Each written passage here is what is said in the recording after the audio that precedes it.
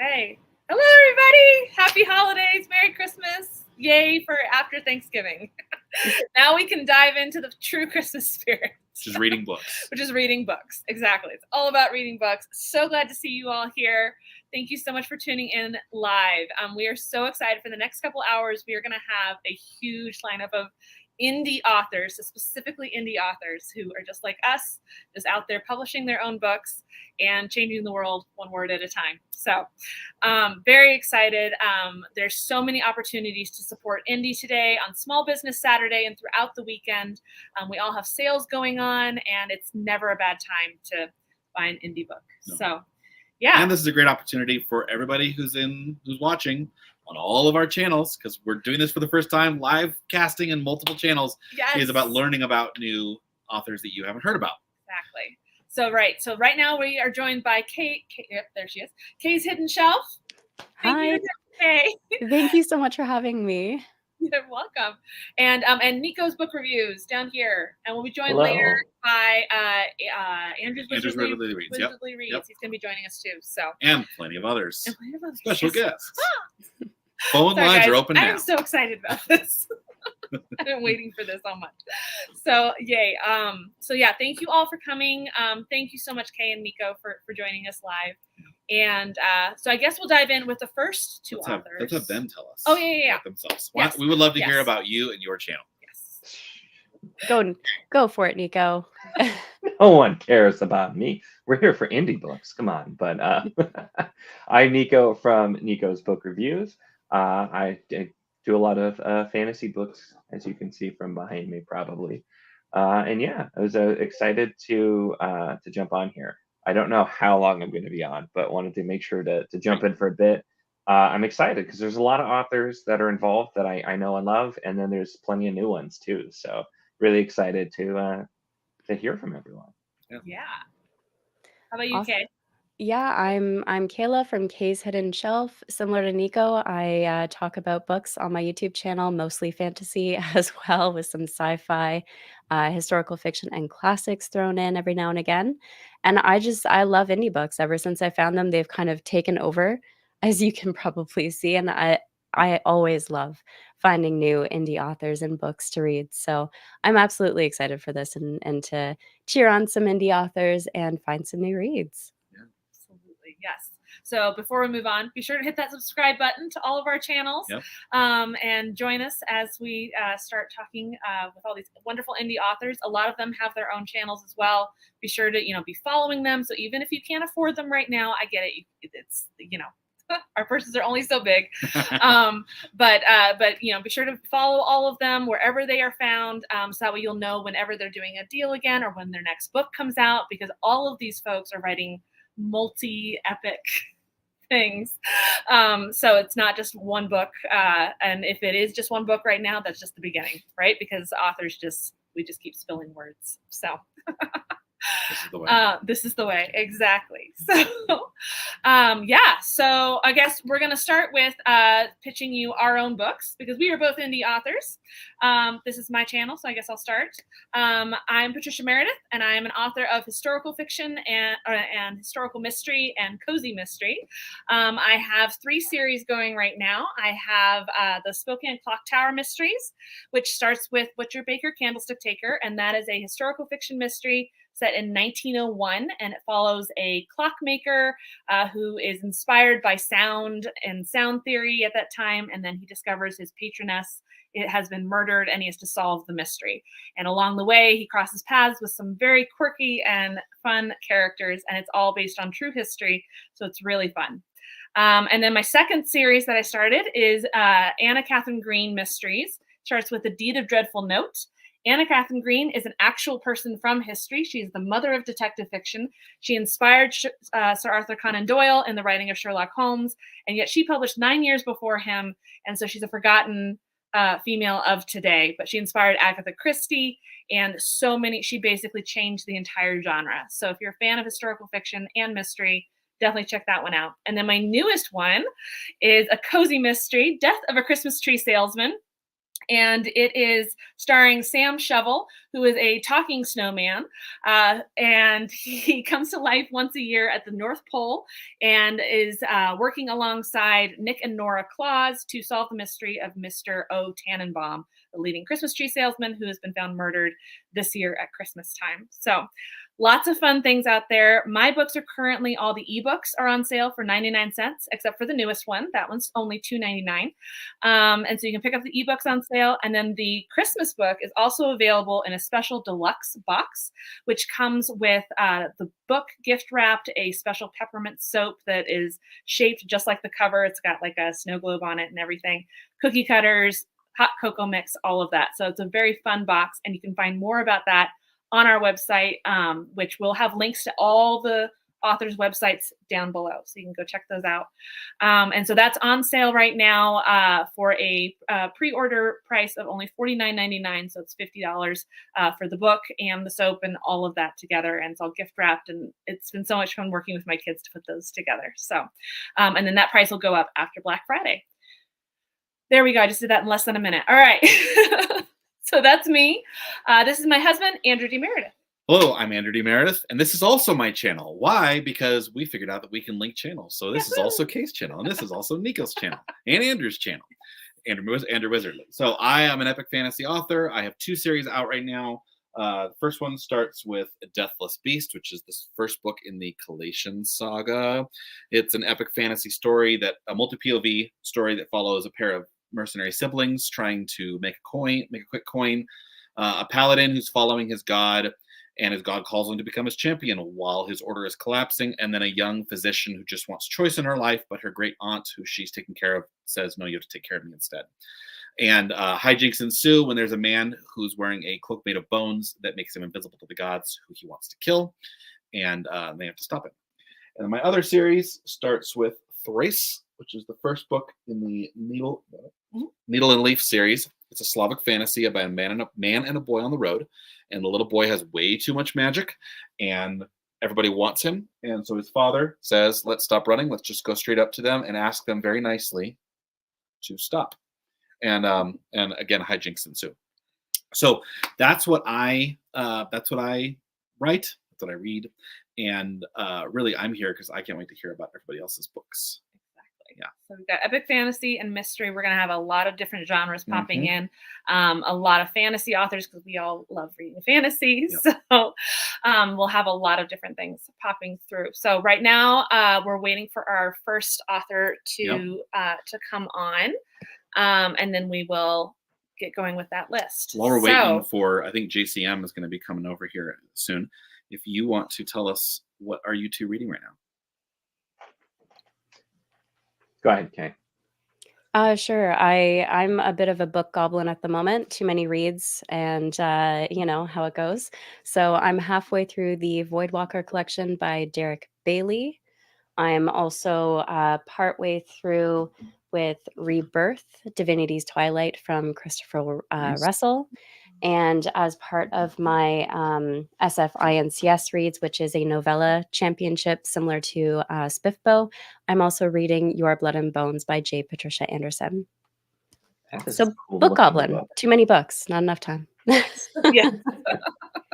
I'm so happy to see you reading Voidwalker. So I've been really happy whenever I see more people reading that. It's such a unique, different kind of book. It's so good. It's like Clue and Black Mirror put together. Ooh. Yeah. There's a pitch. Yeah. Wow.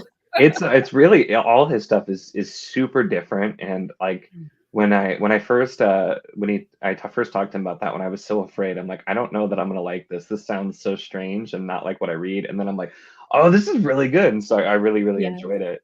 And it's an interesting one to sell to people because it's kind of different, but it's one worth checking out, definitely. So definitely agree to that. How about you, Nico? What are you reading?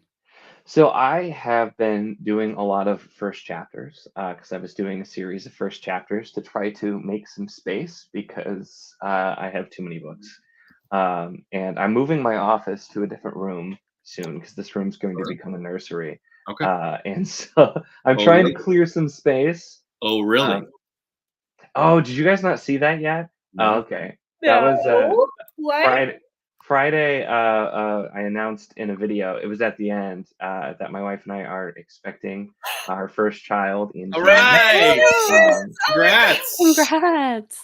Yes, I probably should have also like posted something in Discord about it, but I did not.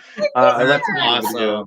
But yes, so I will be having to relocate everything, not far, just to a different room, because this room makes the most sense. So I've been doing a lot of that, and so I've been slow in my normal reading. I'm reading, which it's not in here right now, Flight of the Dark Star Dragon by Benedict Patrick, which is kind of a shorter one. It's one I did a first chapter for, and it just has a super weird premise that I'm like, this is interesting, where a magical sky ship that's flying through the air ends up crash landing in something called the Dark Star Dimension, where all these rifts from other worlds go. Trying to figure it out. So it's been an interesting one, a quick read, and then I'm listening right now to Fellowship of the Ring on audio, which has been lovely. It has been so long since I've read Lord of the Rings, so it's been really nice revisiting. So speaking of sci-fi and fantasy crossing over, we would love to welcome JCM Berne. Hi! Guys. Hello. Welcome. Hi. Can you hear me? We Yes. sure can. Yes. Yep. I can't tell. Very How are good. you? I'm excellent. How are you guys? I'm still full from Thursday. Yeah. Yes, I bet. exactly. And then I'm also even fuller from yesterday because we had leftovers. And that seems to be worse somehow. Exactly. Eat Right. That's more, how Thanksgiving goes. which makes no sense. It's fresh. I eat more a lot. And then the next day it's stale. So I eat extra. That's right. Right.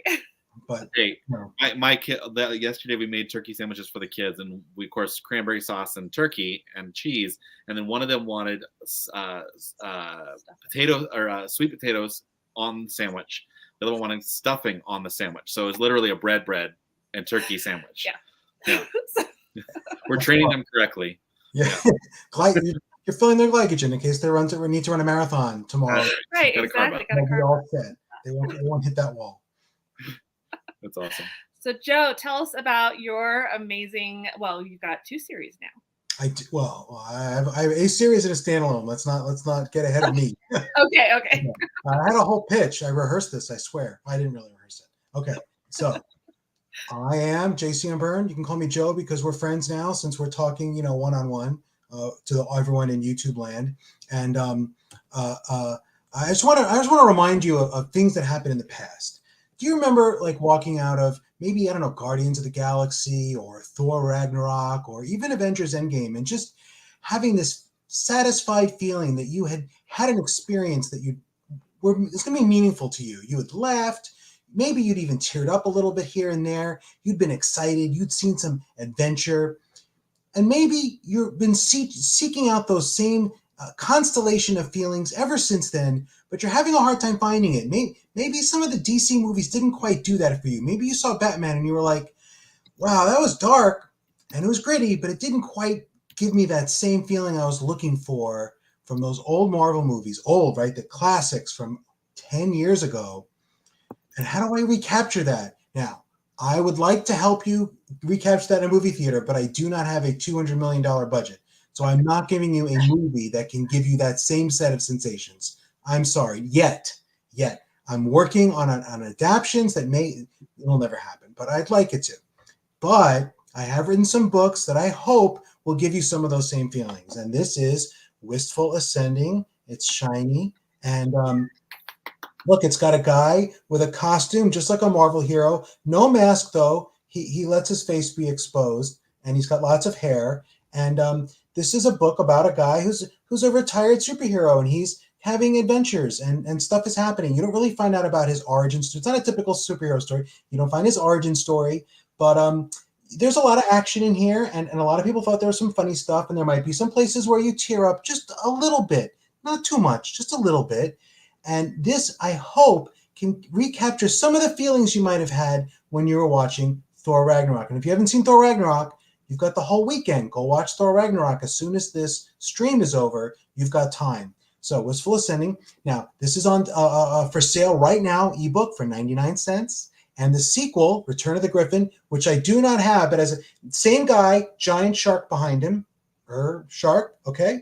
That's free this whole weekend. So you can get the first 2 books, which is half of the current hybrid helix this weekend for under $1 US. That's an amazing bargain. It's truly amazing.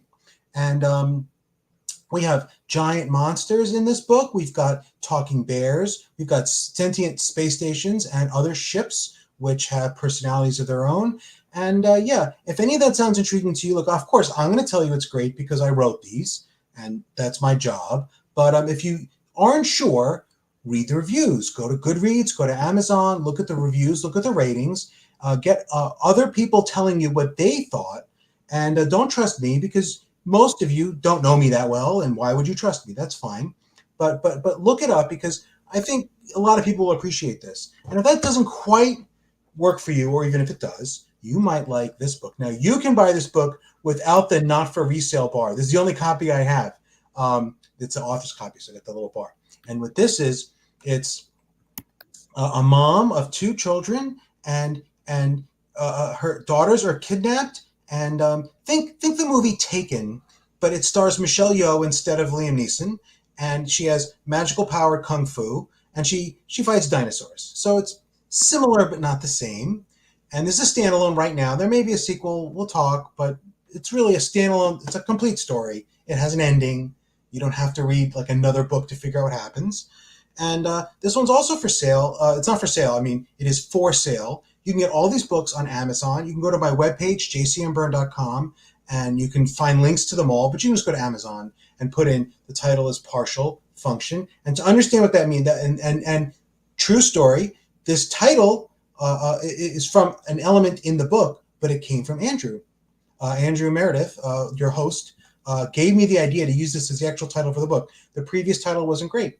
And I kept complaining to him. And he said, why don't you just use Partial Function as the title, moron? He didn't say that. He didn't say. He was very nice about it. And I said, that's brilliant. I wish I had thought of it. But instead, I didn't. But he did. So that became the title for the book.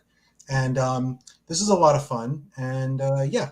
So this will be a thing you can read, but read some of their. It's harder to get the reviews on this because there aren't that many because it just came out. But you can read the ones that are there, and or just take a chance. Just get it. Just get it. You'll be fine. You'll be fine. You'll love it. The first chapter is free, so I have links up to the first chapter in various places. So you can read the first chapter if you like that. Read the rest of the book. If you don't like it, stop there because you're not going to like the rest of the book. That was awesome, yes. Joe. Oh, Okay, well done. 5 minutes. I am really upset right now, though, because why did I not know that you had a book that's taken with dinosaurs? Because if ever there was a book for me, that is Nico, it. Nico, literally Hybrid Helix has dinosaurs in it. yes. I mean, Yeah, the but it's not, Michelle Yeoh. it's not, Michelle Yeoh taken plus dinosaurs. So Right. I have your back on the other covers. So. Oh, nice. That's how Joe Cover. pitched it to me when he was first writing it, and I said, "Alpha, please." And so I got to Alpha read it because as soon as he said Michelle Yeoh and Taken or John Wick with Michelle Yeoh as the star, I'm like, "I'm Done. yes, please." Yes. And there's And dinosaurs? Oh man, you got And space there's a dog. bears and hybrid helix. You got dinosaurs here, and apparently there too. So Yeah. I'm Yeah, excited. yeah. I'm having way too much fun reading. Yeah, you I'm just on stop book having 3 fun. right now. Yeah, Oh, it's okay. awesome. Oh my gosh. Dinosaurs are in book 4. So, I better catch up. Hybrid Yeah. Helix. we Someday I highly, will have. highly recommend Yep. Berne's books. Oh my gosh. And check out his YouTube channel. He's a fantastic YouTube channel where he explains to you Yeah. how sci-fi and fantasy can mix or not. All kinds of stuff. I just an angry man yelling at clouds on YouTube. Yes. That's my brand. So once again, we'll have the link down below, Yep. but definitely check out Wistful Ascending and that whole so much. series. Oh my gosh, it's so and partial so good. function now. Yeah. Yes, and now partial function. Thank you so Thank much, you. Jeff, for coming on. Thank you for having me and for hosting this whole thing. Yeah, thank you. Absolutely. Have a great weekend. Yes. All right. So, and then we have who's next? Well, Andrew's here now. Hello, Oh, and Andrew yes, of first, Andrew's real Visually quick. Reads. Hi, Andrew. Welcome. I'm back. Great to see you. Great to see you. Thanks for having me. All right, and then we've got the wonderful, the marvelous K.E. Andrews. Hey. One of my new favorites. Wow. Well, Joe really knocked it out of the park. I don't have any good comps like that, but I'll do my best. So yeah, I am Katie Andrews, or otherwise known as Katie. I write mostly fantasy, but also some poetry on the side. So I don't know how many books I have out right now. We'll count later. So my first ones that I wrote were poetry, Let the Hurt Girl Speak and Let the Hurt Girl Heal. So they were mostly just short little poetry and prose books that focus more on like mental health and just things in my own life. And the other one is another short compilation of poems called Sonder and Mori. It's just more observations about the world, just again, small poems and everything. My first fantasy book I wrote was The Assassin of Grins and Secrets. It is a dark fantasy book, first in a trilogy. It was a Spiffbo 8 semifinalist last year, so was very excited for that.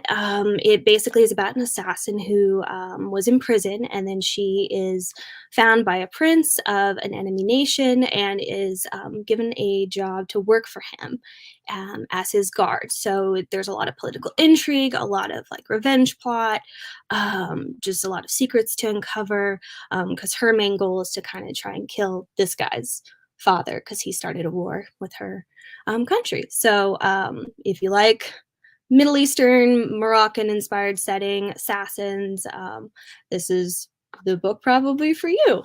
My other one that just came out this year in May, Hills of Heather and Bone. It is a vastly different one. I call it more cozy, dark fantasy. It's got necromancy in it, cottagecore, plant magic, all different kinds of magic. And it's basically about a married couple who is on the run, and they're having to escape from this group of hunters that are trying to track them down. The main character, Morana, she is what's called a bone weaver, so she can hear the voices of the bones and reanimate them, but that is a magic that is forbidden. So she and her husband, Percy, have to flee and find a new place to live. So yeah, it was a very different book to write, but it is also a Spiffbo finalist this year. So that was quite a shock, but very exciting. So it's got spiteful chickens, there's plant puns, there's lots of themes of grief, hope, forgiveness, love, lots of those things. And again, I tried to make it a little bit more cozy, but it still kind of has some heavy themes. So it's just a fun little experiment that I did. And then I have two short stories. One is called Priestess of Moonlight. It's about maybe 10 pages-ish or so, and it's basically about a woman who is a trapped queen, and she's trying to escape from the castle she's trapped in. And there's some supernatural elements in there, a little bit more dark fantasy as well. And then I wrote a short little horror short story called Under the Couch. It's set in the 1920s, and it's basically this guy who attends a party and then he never leaves. So those are the things that I have written, and I don't really know what else to say, but that's it. That's me. Those are my books. We're unmuted there. Wow. So real quick, can you show us a close-up of some of your interior design work? Oh, Like, yes. especially that hardback. Especially the hardback on the new. Yes. Yes. This is the one I have. But I don't have the correct version because it's the messed up one. So let me find it. Oh, there we go. I should start with the naked cover. This was done by the wonderful Marcella on Instagram. So pretty. So beautiful. I was very excited when she reached out to me and said, I want to do art for you. And I'm like, awesome. And she did some character portraits, Okay. Mercy and Morana. And then she did a nice little book plate in the middle. And then, of course, shout out to the amazing Sarah Ferrari for doing the back. This is the messed up version. So Incredible. those What's messed up? It looks gorgeous. So Ingram had, with the first proof, which is the only one I have at the moment, they removed the last couple chapters and put them like directly in the front. So it's the spoiler version of you read the first couple chapters and then boop, here's the ending. Oh So my goodness. What the? That is crazy. it just looks nice on the outside. Yeah, exactly. Yeah. That's all you need. Yes. Other than that, it's fine. Hardback. But yeah, so I was very excited. And then the person who did my cover for Hills of Heather and Bone also did my cover for The Assassin Grins and Secrets, Jade May Yee. Love her. Such great work. Yeah, absolutely. I'm just gonna say it's a crime that Assassins didn't make finals. Hey, that blamed Thiago. That was, it Yeah, was we were hard. missing It was hard. It was down to us in our group, and I was like, well, Well, I can't be mad at Thiago because I like his books too. I know it's hard. It was a no-win situation, at least for one of us. Yeah. Oh, beautiful, Katie. Those are so beautiful. So we'll have your link down below. Yeah. Thank you so much for coming on and showing your gorgeous books. Thank you for having me. Absolutely. Bye. I'm very Bye. excited. I know Andrew has just gone on and on. Oh my about gosh. Assassins of Grins and I Secrets. loved Assassins. I was so mad that I literally bought the paperback, and then 3 weeks later she announced the hardcover, and I was just like, what? I know how that goes. All right. So up next We have David Toulouse, who is co-author with Mikel. Is it Melwasul? Melwasul, you got it there. Cool. Melwasul. Hi, David. Okay. How are you? Hi. Hey. This is our first time meeting, so it's great to meet Yes, you. it is. Yeah, listening to everybody talking, I feel like I knew you forever already. So Awesome. Well, do you want to tell us about your book? yeah, I guess it is a little bit challenging to follow, science fiction, dinosaurs, and plant magic, right? But I will do my very best. So the novel that I have co-authored with Mick is called Paragon Exordium. It is a epic fantasy and also bends some genres, but I think the most convenient bucket to put it in is urban fantasy. In essence, humanity is working as normal when a magical event called the Shattering, no relation to the Elden Ring one we had at first, brings magic back into the world and causes an apocalypse for modern man. And so humans have to learn to live and how to survive when suddenly there's all sorts of magical creatures, entities, races, things that want to destroy and are used to a humanity that's, rub two sticks together to make fire. So the plot follows humans just trying to get through that, survive and keep their small town put together. So it bends some genres, and it leans heavily in some certain areas, right? Kind of urban fantasy, but it is set in the South. A little bit of military fiction aspect mixed in. Some of the main characters are very, martial focused. So it's been a bold undertaking, and we're excited to see where it goes from here for sure.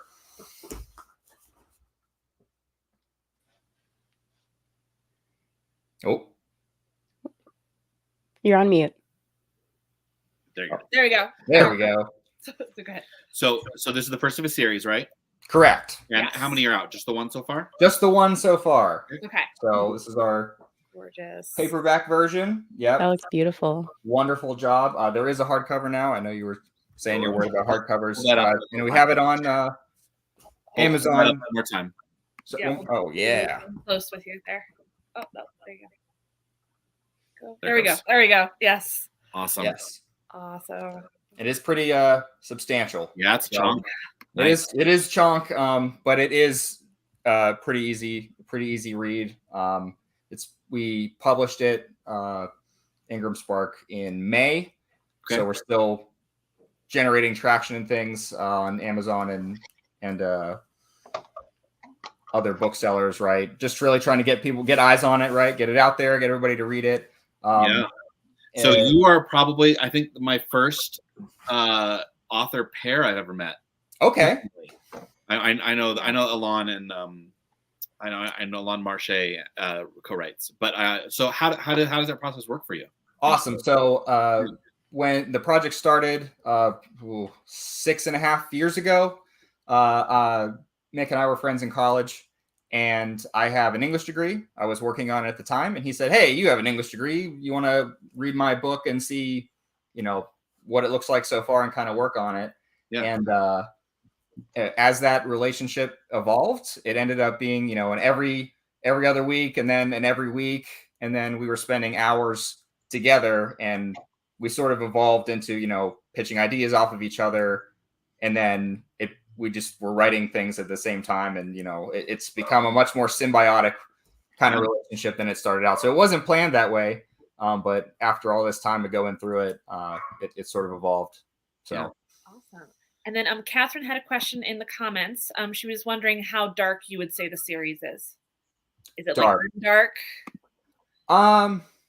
Like PG-13, rated R. Yeah. I would not say R. There are some horror elements to it. Okay. And there's some things that it touches on, some dark themes, right? I mean, it's I think you would be doing a disservice to an apocalypse, right, if there weren't some kind of heavy aspects to it. Right. But it's not overwhelming. And it is hopeful. Right. You're not I hope no one leaves it feeling, wow, the world is ruined and there's no hope. So Right.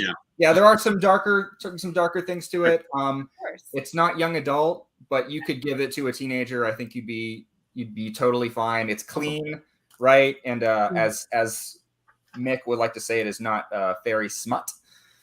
So you can give it to younger audiences and as well as older ones and find out. I know that just this week he had someone who says, oh, I'm in my 60s, I loved it, and I want to give it to my grandson. I was like, oh, well, that sounds good to us. So Cool. You had me right up until you told me there was no smut. I know. Oh no. Oh, you. We'll see. Yeah. No Nick- smut is a selling point for me, for sure. I know. Same. Yeah, one of the things for that is, a lot of places, and the more difficult thing has been finding, places that'll take it, that all sort of want, seems like a more specific thing out of it. And I know Mick and I have talked about, well, there's other people now that we know that want to be sort of involved in the project in some way, that might want to, short story here, things of that nature and come off of it. And, maybe we can, work that aspect into it a little bit, but this is supposed to be open to as many people as possible. And yeah, you're not going to have an uncomfortable conversation with your kid later.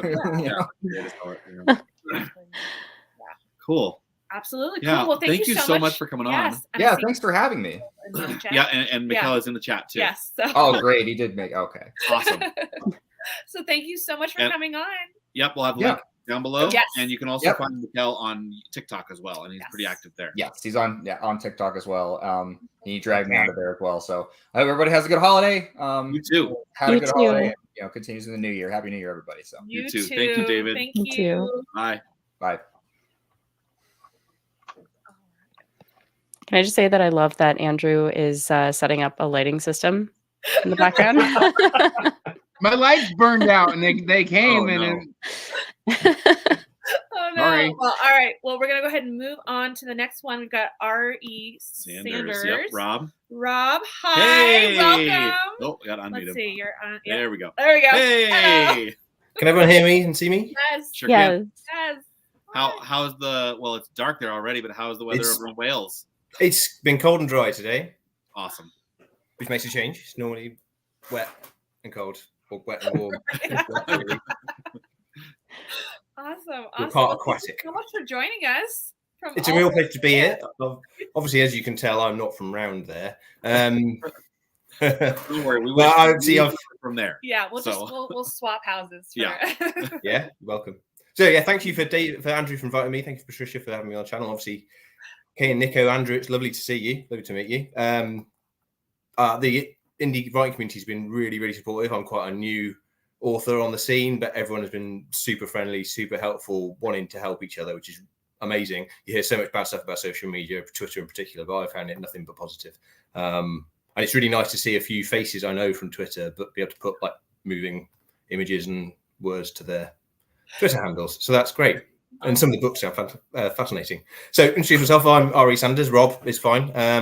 There's another Rob Sanders who writes. That's why I went by R.E. to write, but Rob's my name. Relatively new fantasy author. Published one full-length novel so far, which we're going to talk about in a moment. Published a novella the year before that. Working up to writing an epic fantasy series, which I've written about 95% of the first book of. And if anybody's been following me on Twitter, I'm trying to finish it off during NaNoWriMo. Nearly there. That should be released Easter-ish next year. That'll be the first book, and maybe 5 or 6 books will follow. I've got a plot in my mind. I don't know exactly how long it'll take to tell. But hopefully it'll be a story that grabs people. The setting is very interesting, and you'll find out more as you read. I can't really give much away. The book I want to talk about today is my debut novel, which was released in the summer, which is called A Path of Blades, and I have it here. This is A Path of Blades. It's a story about obligation, duty, and honor. It centers around the fortune of the main character Ingvar Darrell and his family. Ingvar's a knight. He's sent away to do what he's told. He has to comply with the rules of honor and nobility, but that's not what he wants. He's quite a homebody. He likes peace and quiet and being at home. Home is very much where the heart is for Ingvar. If you've read any of my other writing, you'll know that my characters don't have much of a snowball's chance in hell of getting peace or quiet. So soon forces close in around Ingvar, and he's forced to fight to protect everything he owns. And on the way, he makes some really difficult decisions. So there's a cast of personalities: Ingvar's family, his father, another very stubborn individual, his friend, Olya, who's another very idealistic knight, who's like a foil to his pragmatism, his servants, the rest of his family. There's a whole cast of characters. It's quite a family drama as well as being epic fantasy. So it's a story of friendship, love, honor, betrayal, courage. I tried to weave in all these elements to make it feel really close to the characters. The story is the question of, when you're asked to make the most difficult decisions, what will you choose to do, and how do you follow up on those actions? I've had a few reviews so far. They're generally been very positive. It's a story, it's drama, the portrayal of the characters, strong male and female characters, and a lot of plot twists, which sort of evolved. I don't think myself particularly tricky as an author, but stuff came out. The setting's feudal, medieval, and I've tried to really put you as the reader into that environment, imagine exactly how it would feel. I've been compared favourably to Robert Jordan and Brandon Sanderson in terms of my writing style, which I took as a compliment. And one of my reviews even compared some of my descriptions to Tolkien, which obviously I was thrilled with. One thing that readers have noted, and this is one of the criticisms I got, not many people criticise this, but it has been noted, that the story's quite prosaic. Epic fantasy aren't really many magical elements. That's very deliberate on my part. It's part of the whole.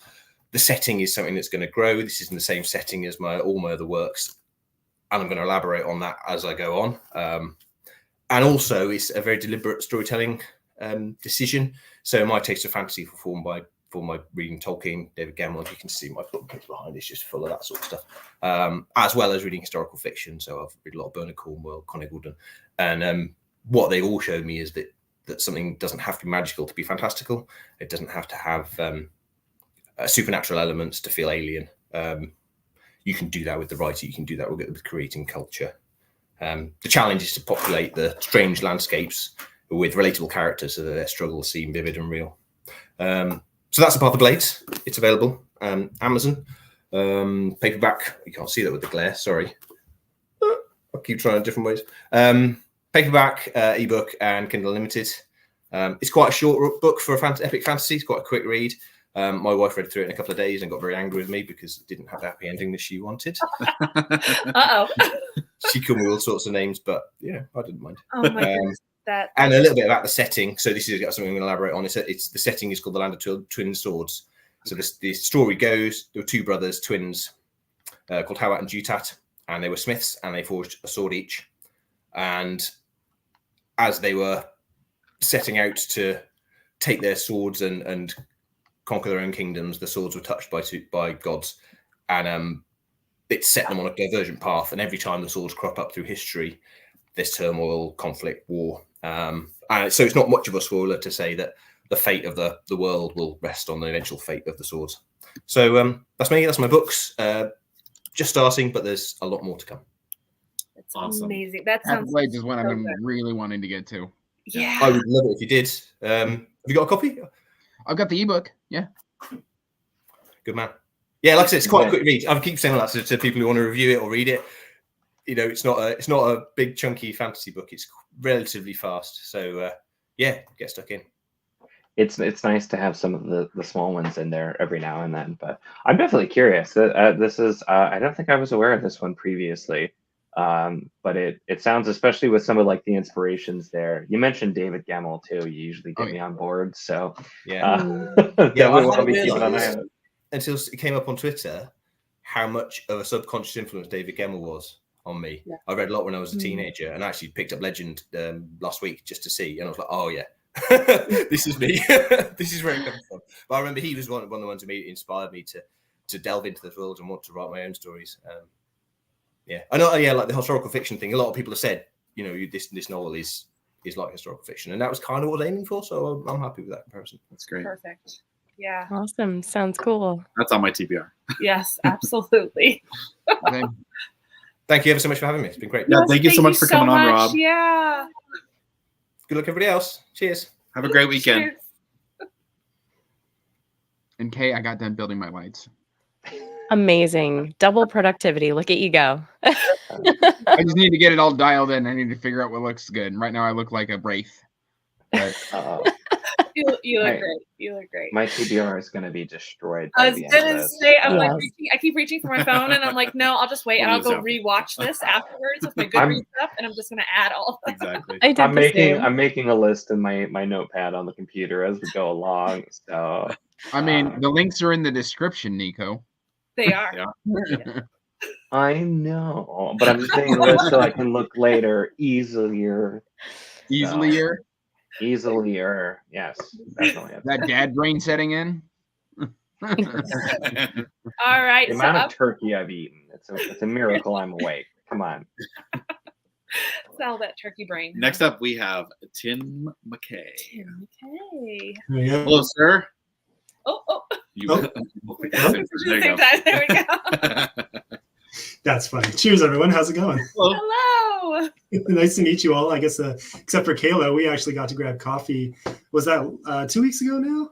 It feels like it was yesterday, but Yeah, it was probably. pretty Yeah. recent, yeah. I want to have Say, coffee with Kayla. That's not I fair. know. Come it's on pretty over, fun, Andrew. So yeah, I Come on. highly Oh recommend it. yeah, I'll just hop in the car. Be there in 30 minutes. Yep, for sure. Canada life. Yeah, sorry. Did you I drive? mean, you're probably okay where you are, though. We just got a bunch of snow, and I'm True. I mean, we're talking about the holidays tonight, so I guess it's good timing. But I don't know if I'm ready for it. Yeah. Nope.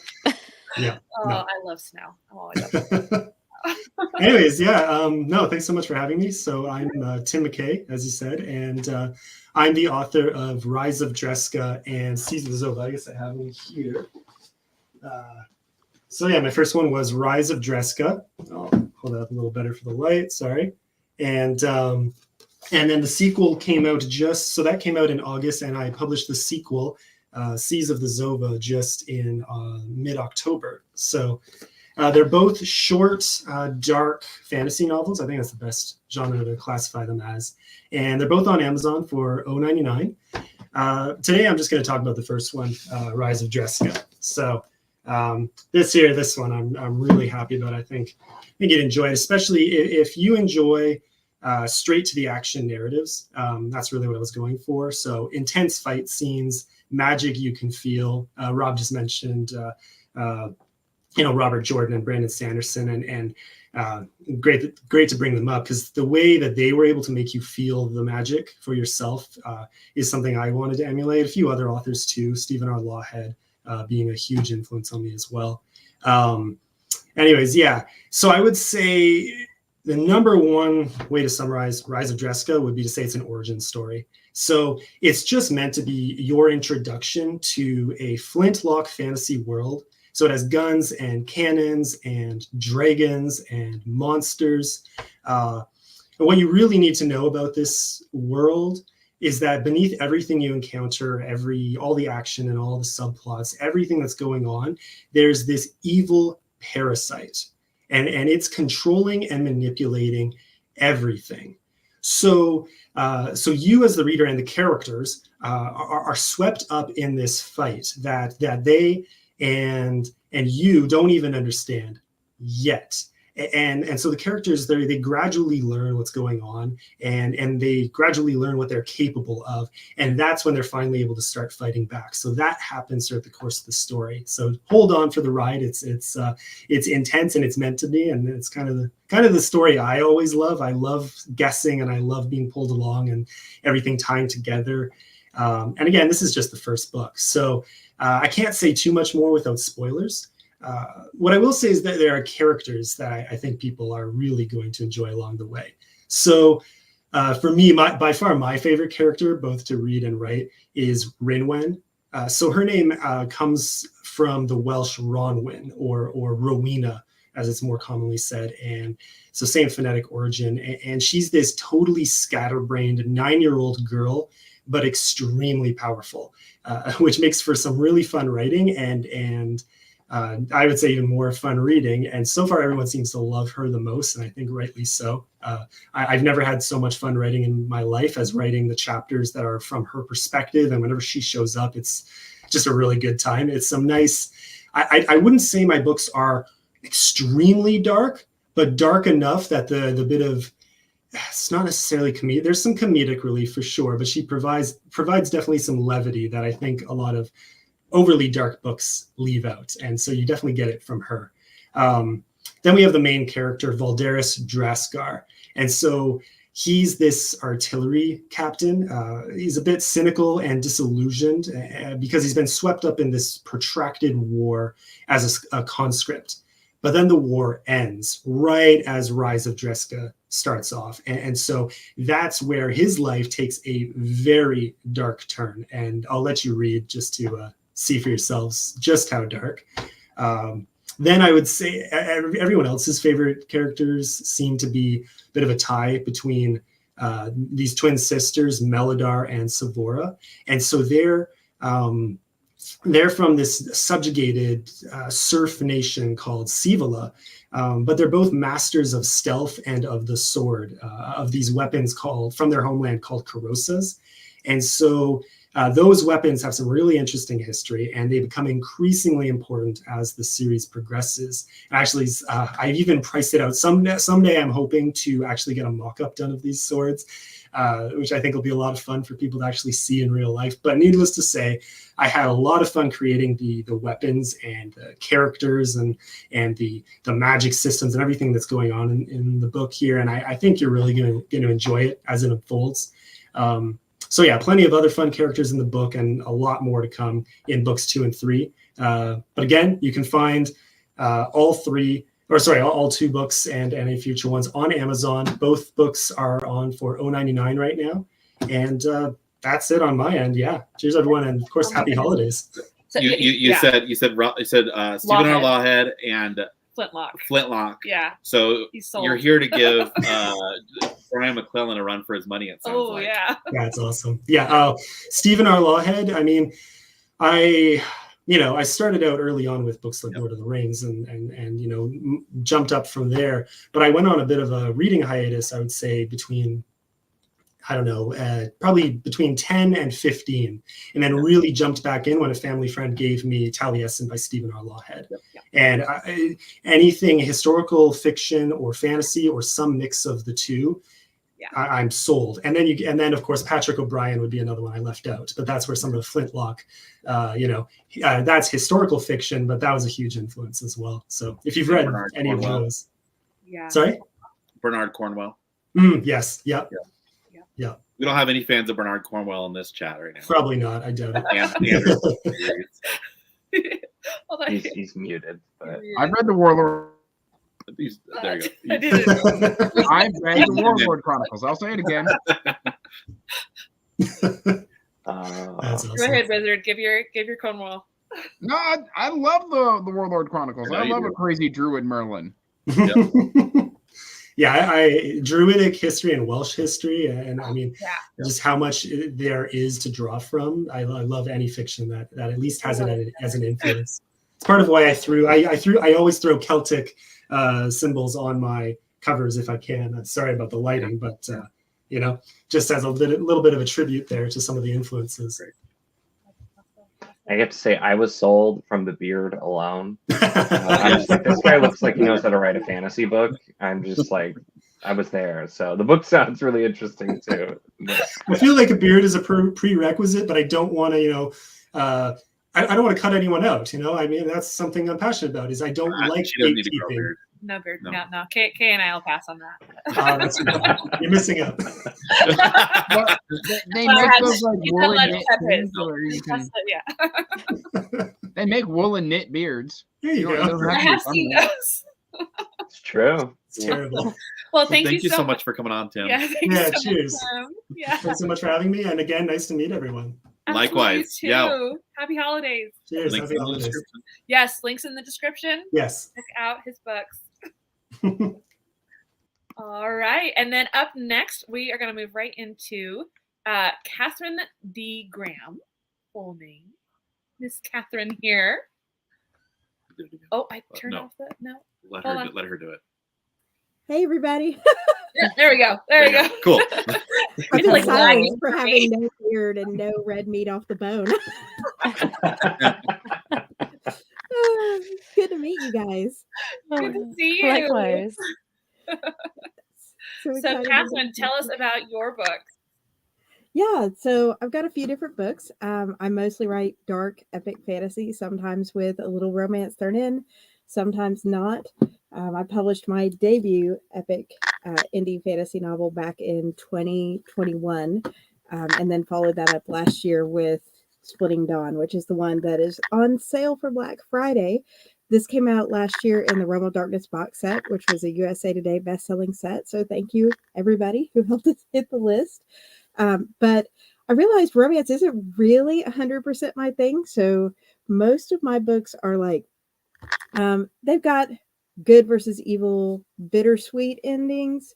So this is a strong female main character in here. Each of my main characters is very different. So Kiera is very strong and strong-willed and knows what she wants out of the world and doesn't know if a man fits into that picture as much, even though she's the crown princess and expected. There's a little bit of a love triangle in there with dark vampire elves and also the Demon King, which I think is more the favorite from other readers. But yeah, so this one is on sale for 99 cents and the hardback is on sale too for Black Friday. And leading up to it, I have a monster because I've been writing that series since I was 13.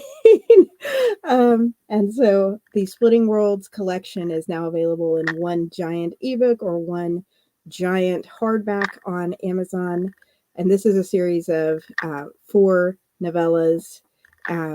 Really excited leading up to Kiera and her story in the full-length novel Splitting Dawn. And then what happens after her, especially with Ray, who is a Tengu warrior princess, and the angel and demon twin brothers who are sons of characters that I can't really go into a whole lot without spoiling Splitting Dawn. So if you're going to read this series, I'd recommend starting with this one and then working down. And I've also marked down the original version of The Vow That Twisted Fate because there's an extended version out. This one's an epic fantasy with a romantic subplot, and it is my entry in Spiffbone 9. So very excited to have been able to take part with everybody this year. That one's a standalone. It doesn't have a series, and it's more focused on how there is good and evil in all of us, and until we can accept that, we can't really become better people, I guess, in a nutshell. But it's sort of wrapped into a traditional epic fantasy setting. So there are dwarves and elves and some other fantasy races and dragons that serve as the god figures of that world. So I've got that marked down as well.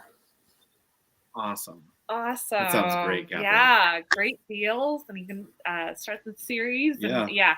And I love the new cover. Thank you.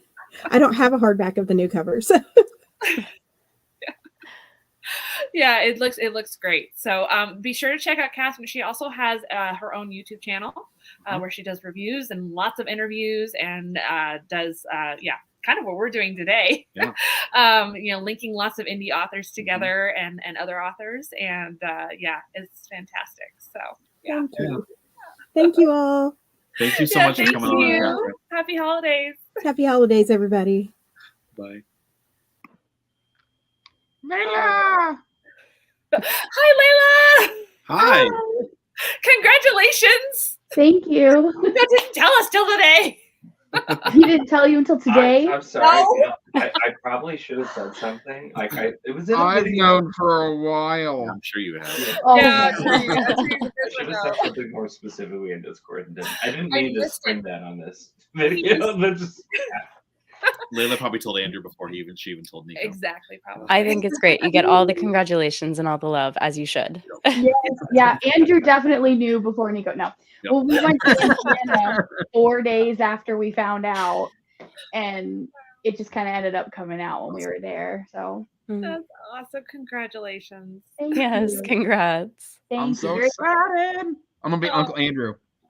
Yep. All right, and then now we've got the beautiful, marvelous. The beautiful. Oh I know boy. this guy. Oh, sorry. Thiago Abdalla is here. Hello, my friend. Hello, how are you all doing? Doing great. It's a good day. We're having fun. Awesome. So, Thiago, I understand that you are both an author and are hosting a sale of your own, and we would love to hear all Both. about it. All. Okay, cool. I am. I'm big. I'm big on the screen. Not really big. I'm actually quite short. No, you heard it here. Tiago's big.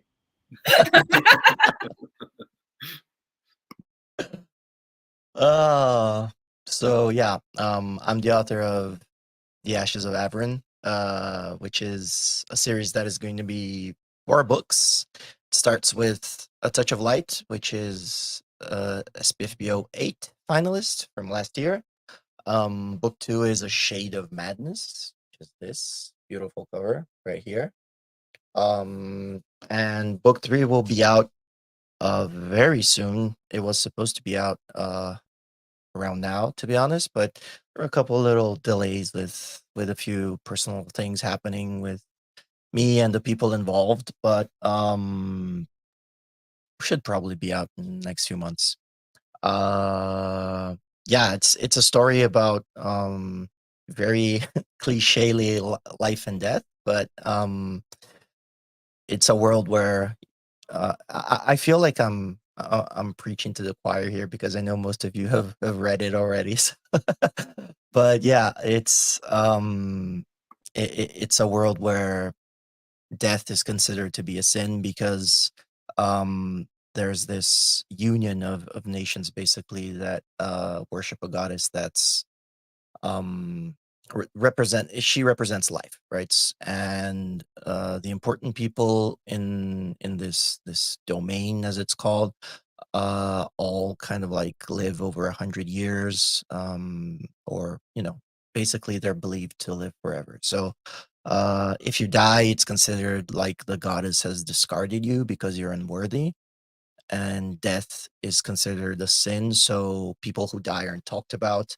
They can't be remembered in a good light. So the story kind of explores, how that unhealthy relationship to death affects people inside of the domain. And then there's this other kind of part of the world, which are the clans who are outside of the domain, and they like death a little bit too much. They think that life is limited and life comes from the earth, and if there is too much life being used, the world's going to end. So life needs to be productive, life needs to be effective, and if you're not using your life well or in the right way, then it needs to return to the earth. So basically you're discarded. And they have these kind of rituals and events where they kind of like do a lot of killing, I'd say.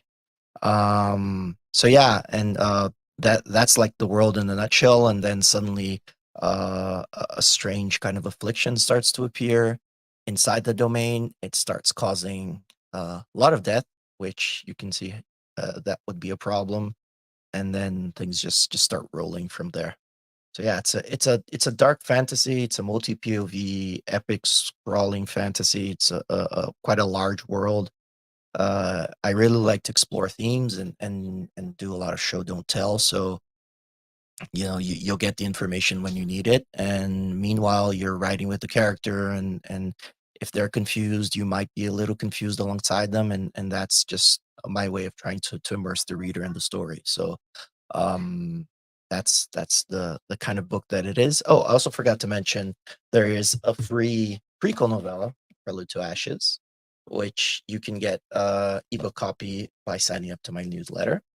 And yeah, so that's the series up to now, and you can also check out discounted ebooks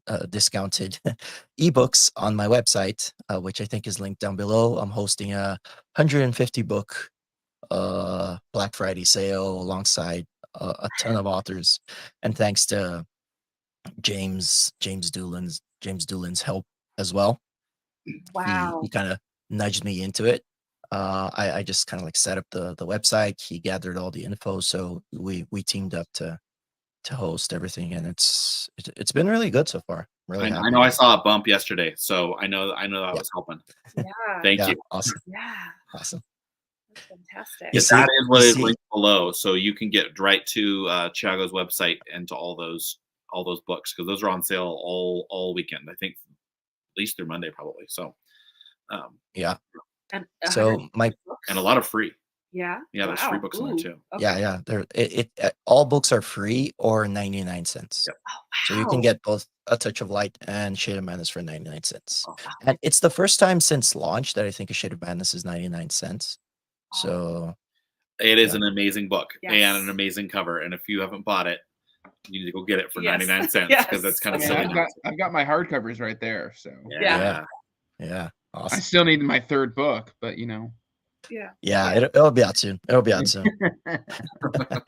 I've been meaning to like record a video like updating everything that's happened, because this has been an insane year for me. I've had so many changes, and not only me, like my editor has gone through a few things as well. He had to kind of pause for a bit, and I'm not changing editors on book 3. So yeah, I just had to kind of delay it a little bit, but I should like get a video out on my newsletter soon, just updating everyone about what's happening. Yeah, awesome. And my pitch was so boring that the Merediths are the only ones left. She had to drop out. Her Santa's driving by the house, and her little kid wanted to see him. Yeah, so yeah. Santa's important. Excellent. Well, thank you so much for joining us coming, from Brazil. Thank you. Brazil, right. right? Yeah. Where it's warm. Yeah. Authors from all around the world. It's awesome. Cool. I love that we can do this, right? That we can connect. Yeah, absolutely. And thanks for hosting this as well. Super cool. Thank you. Thank you for popping on. So be sure to check out that other sale he was talking about too. And buy his books first, and then go through everybody else's books. Yeah, it's just my books are at the bottom, so you can just take your time, look through all the books. Andrew has, I think, 3 books on there as well. I do. Yep. All of the Collation Sagas on there. Oh, there you go. Yeah, exactly. So yeah, super cool. Awesome. Awesome. Thank you so much for joining us. Thank you, guys. Have a good evening. Have a good evening. See ya. All right. Well, I guess it's just us now. That's okay. So we're They're gonna all pull chasing in. after Santa. So in the meantime, we would love to hear from. Oh, hold on. We got a little bit of a buzz. Gregory. Mike. If it's off. Oh, it's you. Yep. Just 1 second here. Hold on 1 second. Try it again. Yeah. So it's buzzing when it comes on. Okay, so we're gonna do. That's probably the heat in the background. You guys talk for a second. I will be right back and take care of it. Cool. Okay. All right. Well, while we're waiting for him, we do have a video that someone submitted. Yes. For us to show. So we can show one of those. So which one? Let's see. We're going for. Go ahead and do E.L. Lyons. E.L. Lyons. Lyons. This is from E.L. Lyons. I'm E.L. Lyons, author of Starlight Jewel, a dark epic fantasy about Spriggans and Spriggan human hybrids. The main character, Axley, is an assassin and thief, and the book is about her trying to keep her brother safe from the world and keep the world safe from her brother. It's a multi-POV book that doesn't have a lot of flashy magic. Most of the magic is based in the natural world. I did a lot of research on predatory animals and migratory birds and trees. So hopefully you like the strange magic system that I came up with. And if you like political, social type epic fantasies, it might be up your alley. Anyway, I hope you give it a try. Thank you. That was E.L. Lyons. I've met her on Twitter, and she's so active. So she's someone to watch for sure. And her book just sounds really intriguing to me because I'm trying to write my own Ent Dryad Spriggan story myself. So There you go. yeah, I'm really excited about that one. And her link is down below. Yeah. All right, let's see how we're doing. Let's try this again. Oh, he has to. There we go. All right. Yeah, Awesome. there we go. Excellent. Fantastic. Of See, course. we got the worst that could happen out of the way. Now we're good. It's so great, right? Because I was thinking this whole time this was just going to be like me alone in a void talking to people, and that there are actually people to talk to here is so much better. And I was like all ready for it, and then there's like this in the background. I'm like, this is exactly why I don't do cameras. I'm a dedicated keyword goblin, so like I'm good behind the scenes. So your name is Gregory, but Yes. your pen name is Wunderlin, correct? I'm sorry, what? Your pen name is George Wunderlin? Is that right? George? No, it's Gregory. It's just straight Gregory. Wunderlin. What is Gregory? Okay. Well, Yeah, that's my actual name, believe it or not. It is true. Awesome. Let us hear about your book. Yeah. So hopefully you guys can hear me good. I just like threw all the stuff on my headphones off, and I'm like, great, let's just do it live. Absolutely. So hi everyone. I'm Gregory Wunderlin. I'm the author of The Soul of Chaos, and I'm terrible at being in front of the camera, so I apologize about everything that's about to happen. Fortunately, my wife has given me a lot of self-confidence before this, so let's get started. So I'm generally epic fantasy author. I delve into all sorts of different writing, but The Soul of Chaos is my only published novel currently. It is part of its own upcoming series. Who knows when the rest of those books are coming out, known as the Litanies of the Lost Star. You can see it with my assistant in the background here holding the book, but here's a little up close with a lovely glare sort of situation. Ooh, book. But yeah, so The Soul of Chaos is kind of epic fantasy, kind of sci-fantasy, kind of gunpowder mixed in there, epic second world, all sorts of genres massed into one. It's got a little bit of mystery, a little bit of cosmic horror just when you're least expecting it, just to kind of keep you off your goals there and just kind of keep you into the book as it goes. But generally the book follows two of the main characters are Rurik and Arcalis, who are both kind of noble siblings who have just gone through the absolute worst situations possible. And you get to start the story seeing them in the aftermath of all the stuff that they've gone through as of recent. So Arcalis starts the book as an alcoholic. Rurik is just a depressed mess who is just trying to deal with his situation underground. One of the big things that I really try to do in this book is give you like a full picture of an entirely different world while still remind you of something. So both of them, their names are kind of a little odd, obviously very fantasy-ish, but their culture is very Norman-based, right? So you get that kind of Viking French influence along with all these other cultures that you kind of meet. Rurik's story kind of follows him in this underground ruin that has recently been rediscovered in the past few years. And this ruin is just this massive array of more science fiction than fantasy. The magic here really kind of doubles as both. It kind of works as technology and magic aside, depending on how you use it. So you get this story of this guy being from a generally Renaissance type world, used to maybe flintlock rifles and swords. And here he is in the middle of this realm where he can operate doors with these magical sort of aspects to them. He talks at them and some of them may open. So you have this really interesting blend of those two. And then you get Arcalis's perspective, which takes place in kind of the real world, so to speak. And she's kind of dealing with the politics and the more fantasy elements that you would imagine. She has all of the swords and the rifles and all of those kind of what's going on in that world. So the book really does its best to kind of like trend those two things together and give you a really interesting view into what that could look like in its own epic world. One of the other things that I really am kind of focused on in doing this and telling like interesting story is there's a whole wiki of lore that I could drop at any moment, but I try not to do that. And I try to let you experience the world as a native. So when you get into actually reading the book, you don't have people going, how does this work? And you have to delve into this massive definition and drop of everything going on. It's more along the lines of the characters know. So you kind of just figure it out via context. Sometimes that might not be as illuminating as you'd want initially, but overall it kind of keeps you in the story without characters for some reason giving this litany of just like explanations to characters who know how this all works. So that's kind of the gist of The Soul of Chaos. I can't really get into too much without spoiling things. I will say that the world building here is probably what I'm most proud of. There's a lot of really intricate kind of details that go into the world, from the physics and the magic and just how people interact with their daily lives. For instance, so the world itself isn't what you'd expect of Earth. The sun is actually static in the sky, and as it gets dark during night, the shadow kind of overshrouds the sun, and day the shadow goes away. And then for seasons, it raises and lowers as far as the planet is concerned, and it kind of, according to the novel, disappears into the realm of evil to fight off chaos. Hence, you get some interesting things with the title there.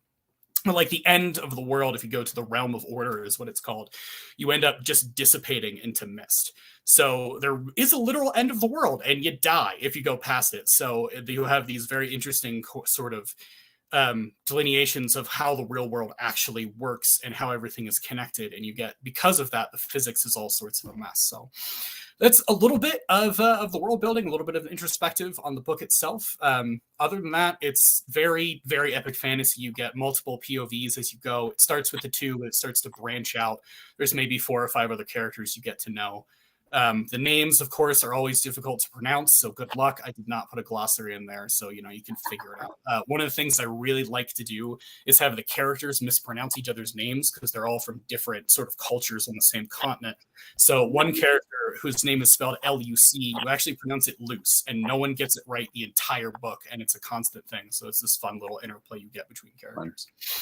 Perfect. Yeah, like Hermione moment. Yeah. I just feel like I spoke for 5,000 years. Is that okay? Are we good? You did great. Yeah, thank that you, was Grace. perfect. Can you show us the cover again? I love the artwork absolutely. on the front. Yeah, who's the artist? So the artist is, oh god, lighting. There we go. The artist is Danila Kalinin, who is on Twitter. That's the actual name. Russian guy. Absolutely awesome to work with. He hand paints his stuff. Oh, wow. So that it's actually really, it kind of looks like more like a mural. Of course, the glare is making it impossible to see.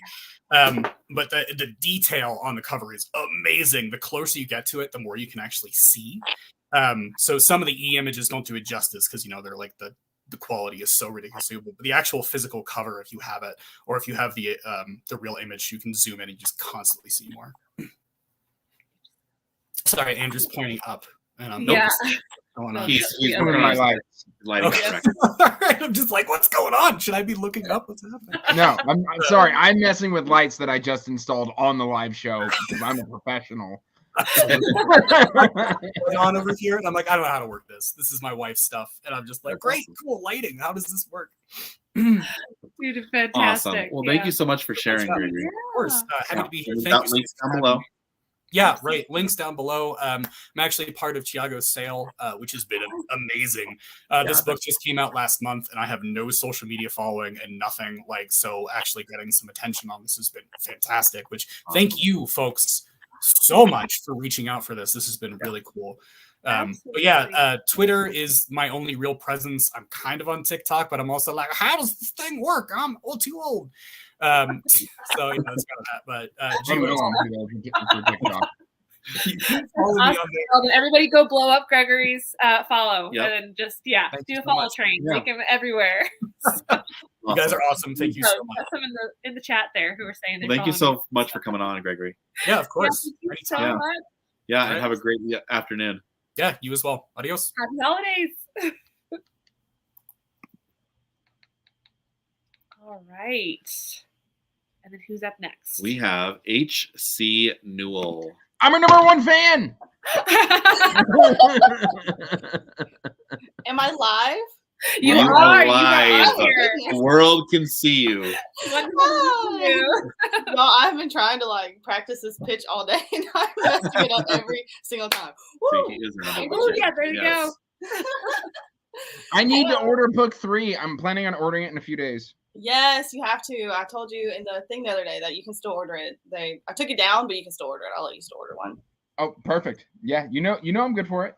Yeah, all good for my #1 fan. So hi everybody, I'm H.C. Newell. You guys probably have seen my books around. They're very beautiful. They are gorgeous.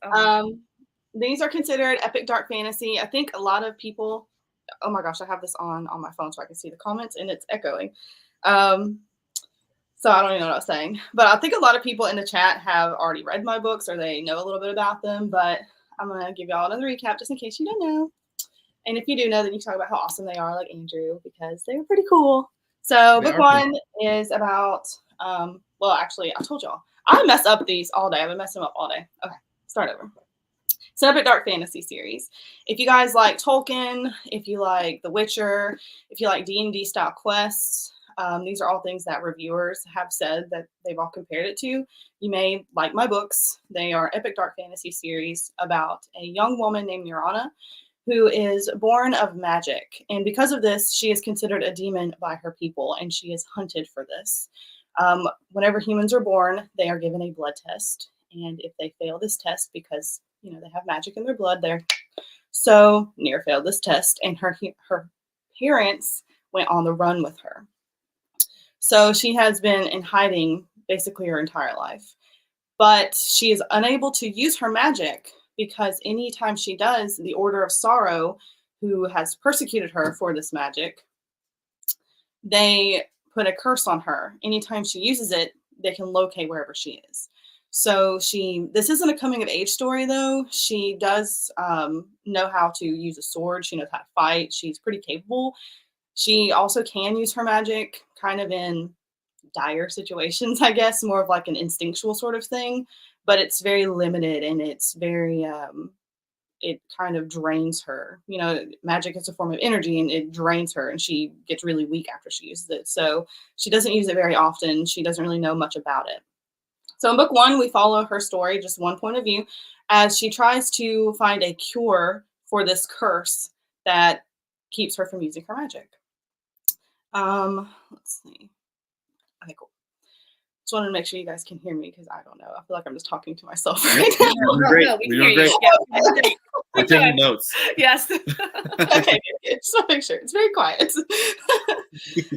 So this is just her journey to find a cure for that curse. And yeah, that's basically it, I guess. So we just follow her. It's just a, like I said, a one person or one point of view, third person, past tense sort of situation. And you have 3 books out now for the series. Mm-hmm. Is it a trilogy, or is this just the beginning? This is just the beginning. It's a 6-book series. Cool. And then I have 3 novellas that are also going to be part of that. I really enjoyed the first book. I know you did, because it's awesome.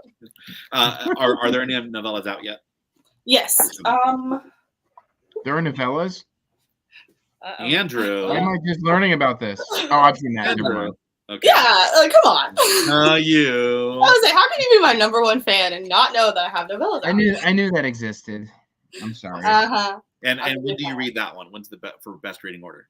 Yeah. All the reading order is actually listed in the books. Okay. So if you get confused, it's listed in there for you. I can't even find it though. Look at me. So It's not like you wrote them. all right. So it says to be read after the Forbidden Realms. Oh, so it's book 1, book 2, The Banished, book 3. Awesome. Very smart. So it's all listed out for you. But all of my books, in book 1, we follow Nir, and it's just a one point of view. And then in book 2, we go to the desert, so across the entire country, and we follow another point of view of Ayla, who is also a sorceress. She is an elvish or avish sorceress, and non-humans consider sorcerers as saviors, while humans view them as demons. So Ayla is kind of viewed as more of a savior. And we follow Nirana's point of view, and we also follow Ayla's point of view. But it's kind of interesting because my points of view, they all follow Ayla or Nir's plot line. It's not like Ayla's over here doing her own thing and Nir's over here and they eventually come together. The Ayla's plot still follows Nir's story. It's all connected to her. It's really interesting. I don't really know how else to explain it. They're all kind of intertwined. Better read the books. Yeah, definitely. Branches of a tree Yes, coming together into one trunk Yes. to form a story. So when we first meet Ayla, she's already connected to Nir's story somehow, and we learn that immediately. So it's not like they're just off on their own and they eventually come together. It's all following, like I said, Nir's story. And we are on the other side of the country, and we follow them through the desert as Ayla. If you guys have ever played Final Fantasy X, Ayla is kind of Yuna in disguise. She kind of has her storyline where she's on a pilgrimage to kind of save the world in a way. So while Nir is on a journey to get revenge for the Order of Sorrow for persecuting her and making her be viewed as a demon, Ayla is on a journey as a savior to save the world. So there's kind of like conflicting goals there, but they need each other and they have to work together and they're allies. So they come together and it shows their, different plots, I guess. And then, so these two stories lay the groundwork. Got a Nier story, you got Ayla's story, and then it all just kind of comes together in book 3. So they lay the groundwork, like I said. This is book 3. It's where the story really starts. And then we have 3 more books after this one. Okay. Awesome. So I hope I did a good job because I feel like You did Yes, great. absolutely. You did a great job. Yay! Go buy my books. Yes. Yeah. Link down below to buy those. Yes. Yes. Excellent. Well done. Good job. Yes. Yay! And we hit the Come on, mark. Ray. Perfect. I didn't take too long. Oh, No, not at all. You're perfect. Yay! Thank y'all so much. Thank you. for Have a joining great rest of your us. day. You too. Happy holidays. Bye. You know, I just realized I was wearing my Thiago hat. Oh, Yeah. there you go. Yep. Well, Excellent. we have now the. Oh, just a moment. We're getting this back in order. There we go. There we go. Andy, Hey guys, can you hear me okay? I Yes. can hear you. Woo! Great. Thank I've never gotten a chance to talk to you in person. I want to say it's so great to have another Andrew Beard buddy. Right? I feel like us Andrew fellows really rock the beards. I mean, Absolutely. Andrew. Am I nothing to you? No. I mean, you're sort of a Look of at a- that of a beard on him. growing Andrew. Yes. The funny thing is Andy doesn't actually have a chin. The beard is the only thing providing any kind of form and function here. That No, is Andy, 100% Andrew, what my Andy, wife tells me. She won't I'm let gonna me shave it all off. Yeah, he's not allowed to shave it. As you know, as the hair kind of retreats from here, it just kind of migrates down here. So this becomes this is like 5 weeks worth of growth. Yeah, that's why I wear a hat. It hasn't Exactly. gone away, but I'm waiting for it to go away. It's inevitable. Wow, we're here to talk about books, and it's just beard. I mean, this is really the best Beard part. talk with Andrews. Yeah, yeah. I'll just leave. Oh, now. we have 3 Andrews in a room. We We three do have. Andrews in a room. We do. It's We an have audacity. This is an audacity. This is the first audacity. Yes. We finally did it. We have an Audacity. Yes, a group of Andrews is officially on Audacity. There you go. It has been Excellent. decided. Yes. Awesome. Well, we want to hear all about your book. Yes. Okay, well, unfortunately, I don't have any books on me. I'm traveling to visit family, so thank you, Andrew. No, put his camera on. Oh, His yeah, is more yeah. interesting. There we go. He's got the book. So those are probably the 2 that I'm best known for. The Darkblade series, half demon, badass assassin with the cursed dagger that drives him to kill, dark, epic, violent, bloody. I mean, everything that I love about fantasy. And then the Night Guild series, which that cover is just so pretty. Gorgeous. It's basically thieves and assassins and poisoners and just this dark, gritty thieves guild story. So all of my series, I actually have 6 series, including there's four series set in the same world, which is the Silent Champions is military fantasy. Darkblade is dark epic fantasy. Child of the Night Guild is grimdark.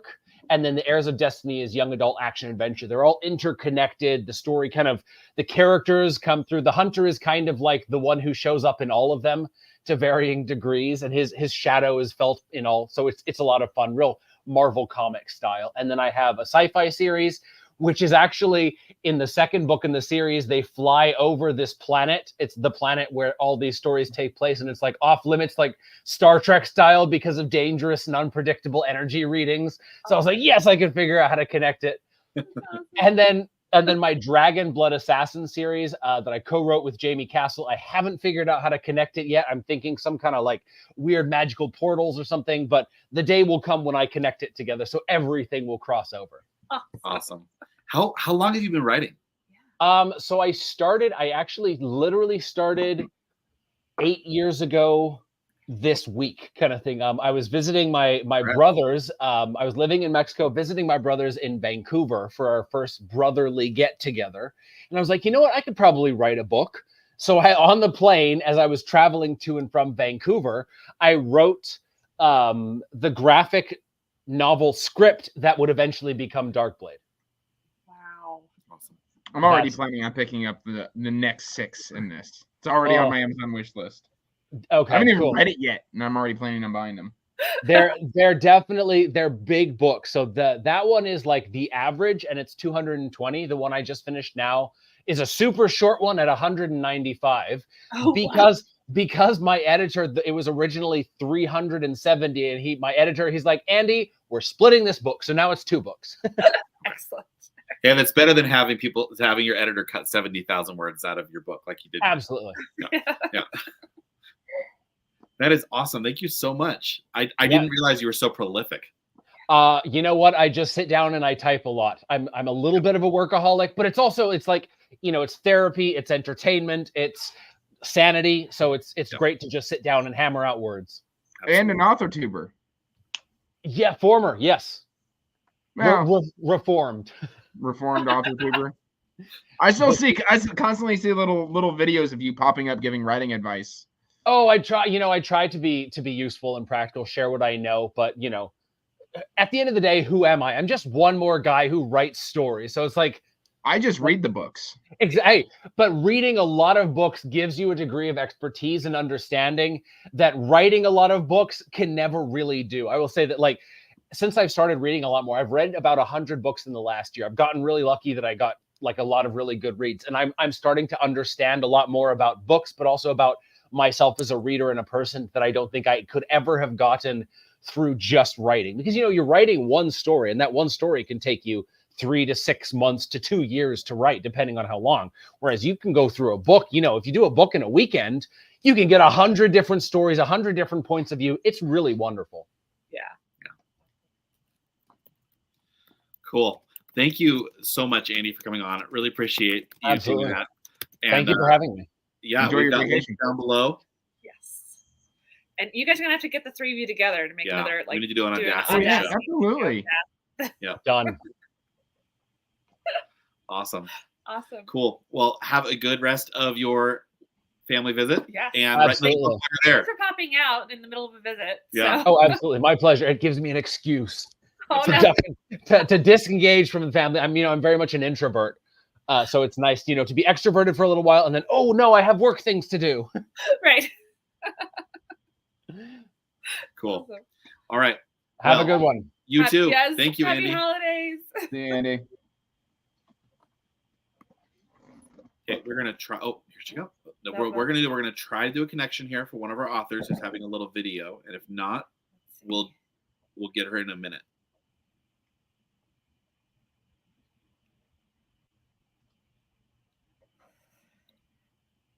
Here's her book. Can we hear you, Jackie? Can you hear us? No. No. Okay. It's not doing any So of it. we're gonna get back to Jackie in a minute. Okay. And we're gonna tap Mark in. He Mark, just got here. Surprise! Here he is. Hello. Good thing I was ready. I was just outside. Yay, that's my book. Hello. Happy is like Hannah White. Saturday night for you guys. Sunday morning for me in Sydney. Okay. Yeah. So hi.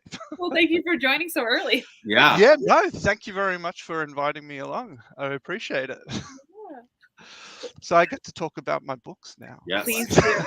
All right. So I have notes because I find talking about the story is very difficult for me without giving away major spoilers. So I made notes. Going to give you the background that leads into the story, and hopefully that's epic.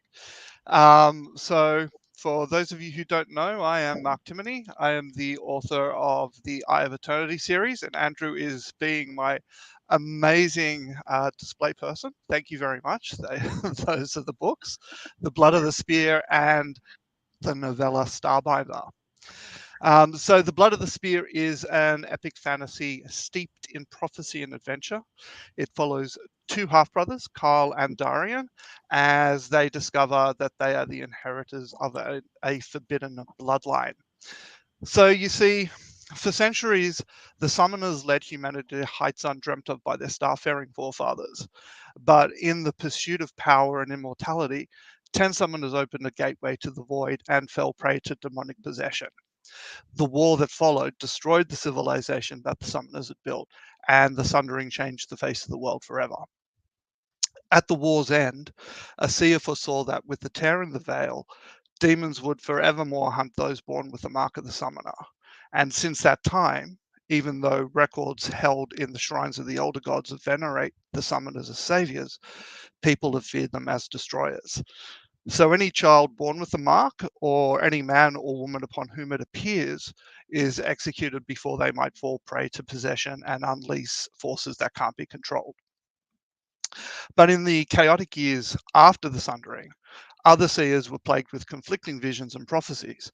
They saw that the summoners would return, and that demonic hordes would also come again, and that an Emperos, the most powerful of all the summoners, would be born, and in their hands they would hold the world's salvation or its destruction. So 3,000 years later is where the blood of the spear takes off. And the broken continent of Athme still bears the scars of the War of the Summoners. So when an unexpected battle between a demon reveals Kyle and Darian's connection to a forbidden summoner bloodline, they find themselves on the run from a multitude of different factions, including a prince, demonic hordes, and a new prophecy that could break the world anew.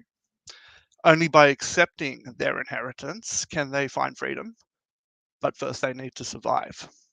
So the blood of the spear, I can't see Andrew at the moment, so here it is. The blood of the spear has got ancient prophecies, lost magics, it's got strong female characters, sibling rivalry, found families, and the demon hunter vibes. My other book or novella, Starbinder, is a prequel novella set approximately 500 years after the Sundering, and it's the story of Rihanna, who is the character on the front. Rihanna's been raised by a harsh grandmother who blames her for the death of her daughter, Rihanna's own mother. And when bandits attack their camp, Rihanna flees the safety of the caravans to pursue the abductor of her younger cousin, heedless of any dangers. And as the title suggests, it also explores the Shalloway Starbinders that you meet in the Blood of the Spear. So I guess if you love epic fantasy or classic fantasy fueled by demons, coming of age crews, an expansive world inspired by the likes of Robert Jordan and Janie Wirtz, then these books could be for you. And for this weekend, The Blood of the Spear is on sale for 99 cents. I am involved in Thiago's mega sale, so it's been amazing. You can find The Blood of the Spear on Amazon. You can get physical books at all good bookshops, including awesome indies like The Broken Binding in the UK and Silverstone's books in the US. You can also get Blood of the Spear on audio. And you can find Starbinder in all the same places.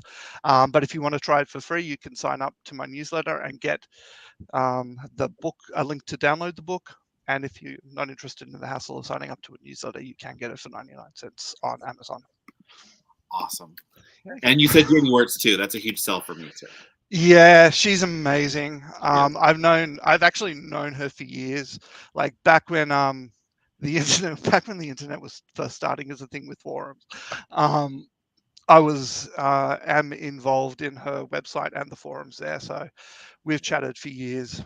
She's just an amazing lady. She actually read Blood of the Spear and gave me a cover blurb as well.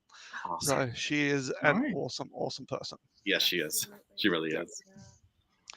Yeah, thank you so much for having me. Thank you, Mark, so much for Incredible covers. Yeah, I love those covers. Who's the artist?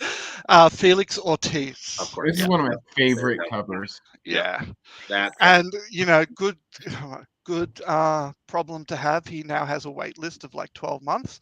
So book 2, which is not yet finished, it's coming, but book 2 will be out next year, but I have to wait until this time next year to get my cover. So you're just gonna have to wait. Sorry. Yep. I guess you have to write a couple more novellas in the meantime. Yeah, there you go. Yeah, but he does the novella covers as well. So it's like I actually have a 2.5 planned after book 2. So as soon as I get the cover for book 2, I'll be like, put me on the plan for 2.5. Yeah. Yeah. Yeah. That's awesome. Cool. Thank you very much, guys. Thank you so much, Mark. Have a great rest of your day. Thank you. Have a good one. Bye. Bye. All right. We have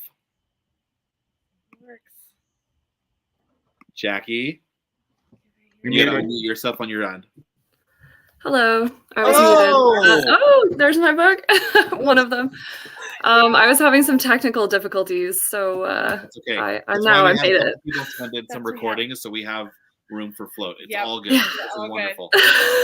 And Mark is great. So yeah, I was freaking out, and then I was like, I can't get in. Oh no. But I'm here now. You Excellent. Well, Kay mentioned your book earlier too, so you've been with us. Oh yeah. One Yeah. of them. Yeah. So there. Oh, all right. So tell us about your book. Okay, before I forget, because I will forget at the end, I have a very large novel that is on sale on ebook right now. Yeah, that Andrew has. And it is on sale in Thiago's big sale. So that's that's one thing I need to mention before I forget. And the other one is currently on a paperback sale, but it's a novella. So yeah, and Andrew has that too. And that one's in Sphinx this year too. So, sorry? That one's in Sphinx this year, isn't it? Yeah, this one's in Sphinx. The other one was in Spiffbo at one point. And they're all linked. The sales are linked in my link tree, which is included below the video. So before I forget because I would forget to mention that. Yeah, so I'm also very, very bad at this. So I'm gonna try, but it's a bit tough. Oh, which one's easier to talk about? So this one's probably easier to talk about. This is my novella. It is called Your Blood and Bones. It is a dark kind of fantasy novella, standalone with some elements of horror, mostly body horror. So it has content warnings for body horror, self-harm, and gore, but it is pretty tame. It's just, compared to the other one, it's much darker. So if you like my other work, you might just want to be warned about that. And it's about a girl who is turning into a monster. And it's in a world where basically when people find these monsters, they kill them. So it's not a good thing to be turning into a monster, if that wasn't obvious from the name. This is kind of experimental. None of the characters have names. None of the places have names. It's an interesting one. And it's in Sphinx. What else should I say about this one? Like I said, I'm very, very bad at this. Some people have described it as a dark fairy tale, an original dark fairy tale. So it's not a retelling of anything. It is inspired by a song. And yeah, it's like a journey, searching for hope, like a reason to live. And, finding it and then losing it and then finding it, etc. Just as hope tends to be in real life. And it's very beautiful. What song is it inspired by? Sorry? What song is it inspired by? It's a song called Your Bones by Of Monsters and Men. It's fun to listen to before, during, or after reading. I think people have enjoyed that kind of connection. That's so cool. Yeah, it kind of came to me like almost just like through an obsession. Like I played the song like 500 times and I just kind of like thought of the story while I was playing the song 500 times. So why no character names and no place names? Just so I think like after everything is said and done, I think it lends to the fairy tale quality, because it kind of like it reads as like a story that could happen over and over again. Because the people from this village, who the story is about, it's about a girl and a boy, and they're called the girl and the boy. And I think it kind of like allows it to be like any girl and any boy in one of these little villages turning into monsters. Yeah, and I don't know. I didn't want to be like close to the characters. I wanted to be like a bit removed in the writing aspect. Yeah. So that's such a neat idea. Yeah. I think it only works for a short piece though, because it was, it's a bit difficult, and also sometimes people get a bit annoyed. But I think overall reactions have been positive. So, and I should talk about this one. It's very hard to talk about because it is very complicated. because it's gigantic. So this one is on sale in the ebook sale. It's on sale for 99 cents. It's called Daughters of Tith. This is my debut novel. It's like a high/epic fantasy, and it is very different from what you usually find. And it's so different that it's a bit difficult to describe because it's set on a non-Earth-like secondary world, which is like an infinite plane of existence, which is made up of half water and half desert, and it's infinite, so it's half of infinity, which is fun to think about. And it features a non-human people who live here on this very strange world. And what else? They're not, they're humanoid, but they're very philosophically different from humans. It's basically about like these people have lost their purpose, and it's trying to get back to the purpose and whether they should go back to their purpose. And that's basically what it's about. And it's an interesting, different story structure, different place, different magic, different characters, just very different. You'll enjoy it if you like massive world building. I'm reading notes now. New worlds and experiences, and conversations. So there's a lot of talking in this book, and a lot of the conversations are characters actually changing through conversation, which I think isn't very common, or at least I haven't found it to be very common. So most of the conversations are very complicated, complex. It's a slower build with emotional payoffs, and there's no romance. And it's about 5 sisters, and I don't think I can do any better than that. This is the hardcover. It's very pretty. Oh yeah, there you go. I couldn't see that. That is gorgeous. I just noticed that this was underneath here, by the way. Oh yeah. Yeah, and that's Tith, I should say. So it's called Daughters of Tith, and this big tree, the one in the middle, that is Tith. So if that makes that more interesting for you. So it's about his daughters. Good job. So beautiful. Yeah, well done. Good job. And Good guys, job. the ebook, Oh, that thank you. content book for only 99 cents. So you got to pick Stupid. that up. Yeah, Like, it's very big. oh and my very goodness. fun. That is quite the deal. Yes, How many thank pages? you. Thank you so much, guys. Thank you. Oh my God. You did great. Great. Fun. Happy That was very holidays. stressful, but wonderful. Okay, bye. Happy holidays.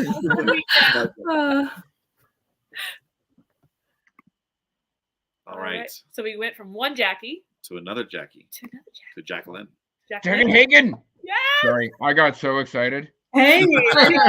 We all did. I am so excited. So I am actually listening to Wickwire Watch right now. Really? As an audiobook. I love it. It is so good. Oh, Oh awesome. my goodness. I was going to tell you, Andrew, if you'd given me a couple months more warning, I would have had time to change my name to Andrew and maybe grow, a little Yes. beard to kind of match the theme. But I appreciate what? you inviting me on. You don't need to conform to our audacity. You can have your own audacity. Anti-conformity. Yeah. Yeah. Tick to your own clock. Speaking of clocks, what a great segue. Thank you, Andrew. Yes. I'm here today to talk to you guys about my series. So I'm Jacqueline Hagen. I am the author of the Riverfall Chronicles.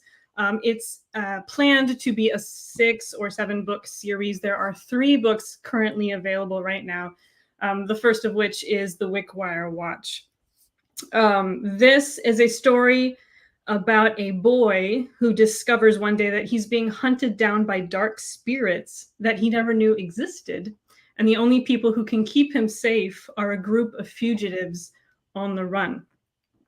I'm not in keeping with being mysterious as the book is. I'm not going to go too much further into plot detail, but I will tell you that it is a blend of mystery, gas lamp fantasy, which if you don't know simply means that it's set in an alternative Victorian England 19th century kind of setting.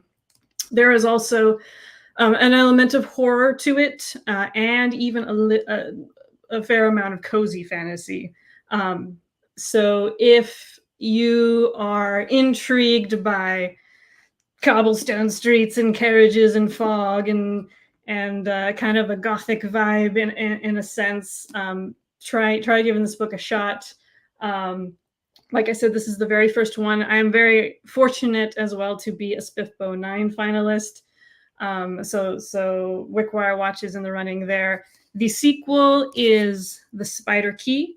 Both of these books are also available in audio as well, if you're interested in that. The Spider Key is the second one, and the third one just came out a couple months ago. That's The Blue Flames. That's the third book in the series. And like I said, there will be more to follow. Book 4 is planned for sometime around spring of next year. But as a final addition to pitching this book to you guys, I do have, in the spirit of anti-conformity, I do have an anti-pitch. I have a couple of warnings I wrote down for readers. And here's the first one. If you like predictable stories, do not read this book. If you like your stories to be tied up in a nice, neat bow at the end, you will be upset with me. If you don't want stories that slowly lure you in with a mysterious atmosphere and deliberate world building, don't read this book. If you need everything explained, probably don't read this book. And as I stated before, if you don't like anything to do with mystery, cozy fantasy, or horror, I don't know, maybe still give it a shot. But those are my warnings. Thank you guys so much for having me on. I really appreciate it. That is one of the best fantastic. first lines in any story I've ever read. Yeah. Well, and the audiobook is read so well. I love the narrator. He is so good. It's read by Wayne Farrell, who also narrated JCM Berne's book, Wistful. Yeah, what it's called. He's a fantastic narrator, but yeah, he does a great job. Yeah. Oh, yeah. It's so good. I just got to the pocket watch, so now. Oh, okay, great. Now I know where that comes from. And I forgot to mention it is on sale for 99 cents on Amazon, and it will be for a week on sale. Excellent. Yes. Wonderful. Yes. Yeah. Yeah. And like she said, it's a finalist. And it's just, I hope you see all these people going crazy about your book in the chat over here. It has been such a good read. Yeah. Everyone's been talking about it, and everyone's been telling me you have to read this book because I love mystery and I love cozy. And 19th century and all of that. They're like, okay, you have to read this. You'll have to tell me what you think when you finish it. Oh, absolutely. Yeah. Okay. No, we need to do an interview. So now that I've met you, I can invite you to that. There you go. There you go. Perfect. Thank you guys. Yes, thank you so much. Awesome. Thank you so much, Jack. Happy holidays to you all. Happy holidays. Thank you. And again, links below. So be sure to check out her book and on sale for a whole week. Yeah. So yeah. Excellent. All right. We have EC Ed Greaves coming on now. Can you the hear other me side all of the right? world. I was gonna say it's sunny there. What? Yeah. Can you hear me all right? Yes. Sure can. Yeah. Yeah, sweet. I was going to say, look at that. We actually have summer weather for the first. It was pissing down yesterday. Oh wait, that's probably a Kiwiism. It was raining yesterday. Actually, I shit you not. I was talking to Lyons, and I had to find like a list of all the slang we use that she had no idea about. Like we'll say like choice as bro, but that just means cool. And like that's so hard to do. But yeah, it's been miserable here. So now it's nice to have actual good summer Kiwi weather. Yeah. Yeah. So Her good to be with sister you. was there for a year, and so she came back saying "sweet ass." Yeah. You say sweet as and yeah, nah. Yeah, I know. I have to explain it's the last word in that. So if it's yeah, nah, then it's no. If it's nah, yeah, then it's yes. I don't know. Okay. I'm so in now. sorry. Yeah. Sweet. So Well, I am very excited to hear about your book. Yeah. yeah, I didn't practice or anything. I'm just winging That's okay. it. So, Go for it. I wrote Daughter of the Beast. It's and it is part of the Vashivka trilogy. That's named for Ukrainian stitching, but I deliberately spelt it wrong. And now I kind of regret it. But that's named after this, which is Vyshivanka. It's like they used to back in the medieval times or before they'd embroider stuff that meant stuff, but now it's just cool patterns. And the books themselves are sort of dark Slavic fantasy coming of age story that follows a little girl who's captured by these giant dog people and raised by them. And the story follows her, I suppose you could call it like a descent into becoming as they are. So she goes from wanting to escape to sort of embracing the culture. She's raised and trained with their own pups, their own children, to become a raider. She has no idea why.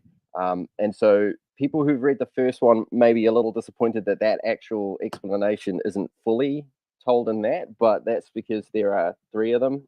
There's Sister of the Dead and Mother of the Bond, and they're all meant to be sort of read in one go, I guess, because the whole mystery is explained, and it follows her from being a little kid through to her teenage years to then being sort of a young adult, and becoming, I suppose, you could say, like, sort of a villain of her own, but at the same time trying to fight against like imperialism.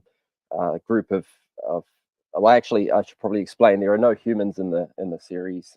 She's a Kikimora, and then there are Domovoi, which they call goblins.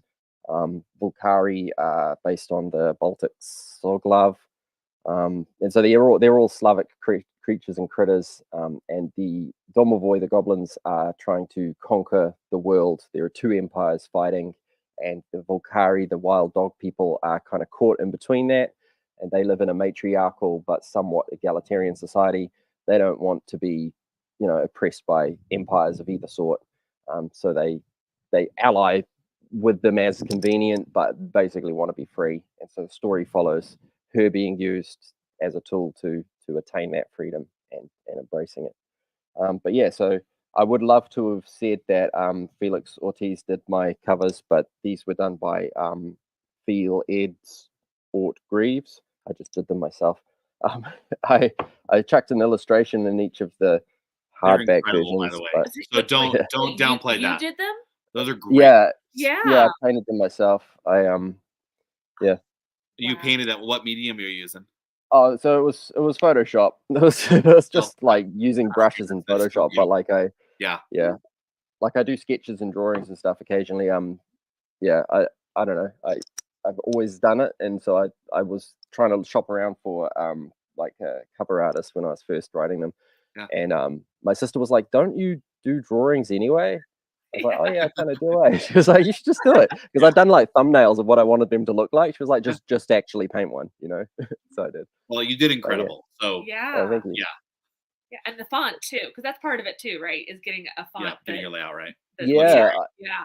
I put them up for feedback online. A guy was asking about that, and he suggested changing the mother of, sister of, etc. from gold to white. But I did them like kind of 3D because I was really hoping there was a place I could get them so that bit would like stick out. You know how you can get that on some books. It's like bubbly.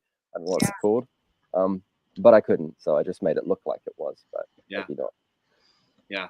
Well, it's incredible. It's so evocative. Yeah, exactly. Oh, thank you. It captures yeah. what you just pitched. I forgot to mention as well. Like, so sister of the daughter of the beast. That's right. I knew I'd screw up which one was which. This one is in SPFBO as a finalist now as well. Yeah. Team Bookborn. Yeah, it's the one. Thanks, Dom, and thanks, Bookborn. So yeah, that's been pretty cool. Like, it's my debut. Like the first book I ever wrote, and well, I wrote 3 of them, I suppose. Yeah. Awesome. Dom really liked it. Yeah.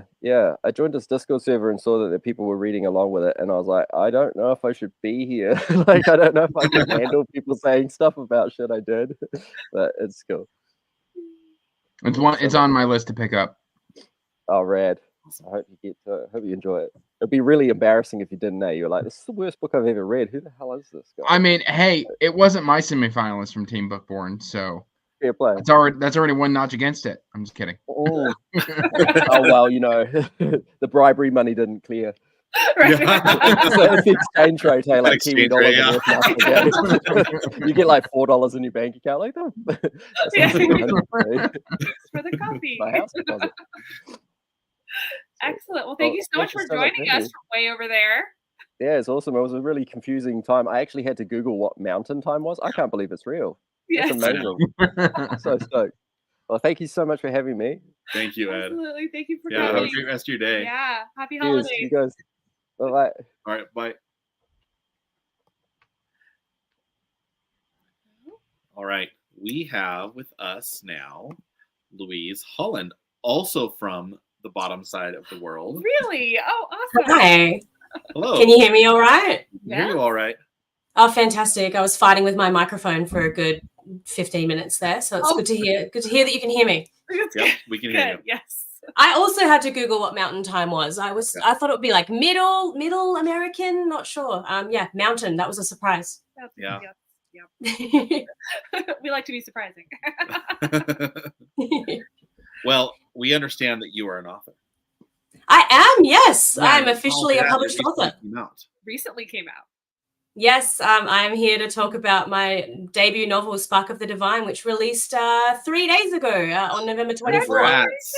Yes, thank you. Thank you so much. It's been a whirlwind. It's been pretty crazy. It peaked at 38 on the Amazon AU bestseller list. Awesome. And 8 on the like new release list, which was super cool. We're not going to talk about the American one because there's apparently 700 million more American books than there are Australian books, but I'm gonna take the win on the Australian one. Absolutely. But yeah, the general idea of Spark of the Divine came from, have you ever looked around your Dungeons and Dragons table at the people you're playing with and thought, this is crazy, but this would make a really good book? Because I did, and then I wrote it. But you don't have to be a D&D player to have a good time reading Spark of the Divine. It is a fantasy for all levels of fantasy enjoyer, from the veterans to the entry. It follows a group of adventurers as they attempt to restore the power of a god who's been attacked, and to stop the siphoning of future god powers. It's got everything that I wanted to have in a fantasy book. It starts with a heist and it just gets weirder from there. There's realm shifting, there's battles, there's swords and sorcery, a surprising romance, and even a car chase. Well, like a carriage chase. And of course, there's a master ball at one point, because why even write a book if you can't put a master ball in there? I've had dreams of being an author pretty much my whole life, since I was writing fan fiction on in little Word documents when I was like 8 on my giant cream 1995 Windows PC. And I would consider Sanderson, Hobb, and Raymond Feist as my main author influences, as well as, your classics like Lord of the Rings. And my favorite movie is Stardust. So if you like any of those things, you'll probably enjoy my writing. Spark has been described as the comforting, character-driven 80s style fantasy of your dreams, by Esme, which was probably one of the biggest compliments I've ever heard in my life. I'm probably going to get that tattooed on me somewhere. It was gorgeous. Spark is a multi-POV third-person book, and she is chonky. She is 632 pages in Kindle format. So when she does eventually come out in paperback form, you will be able to use her as a weapon, which is something I always wanted to sort of have there as a bonus. It explores themes of grief, faith after loss, motherhood, how far you'll go for people that you believe in. And I've lost where I'm talking, but I'm really proud of it. And I think that people who love fantasy and love reading in it at its core will really enjoy reading Spark, because it has everything that I love to read out of a fantasy. And I've read a lot of fantasy, so the good and the bad.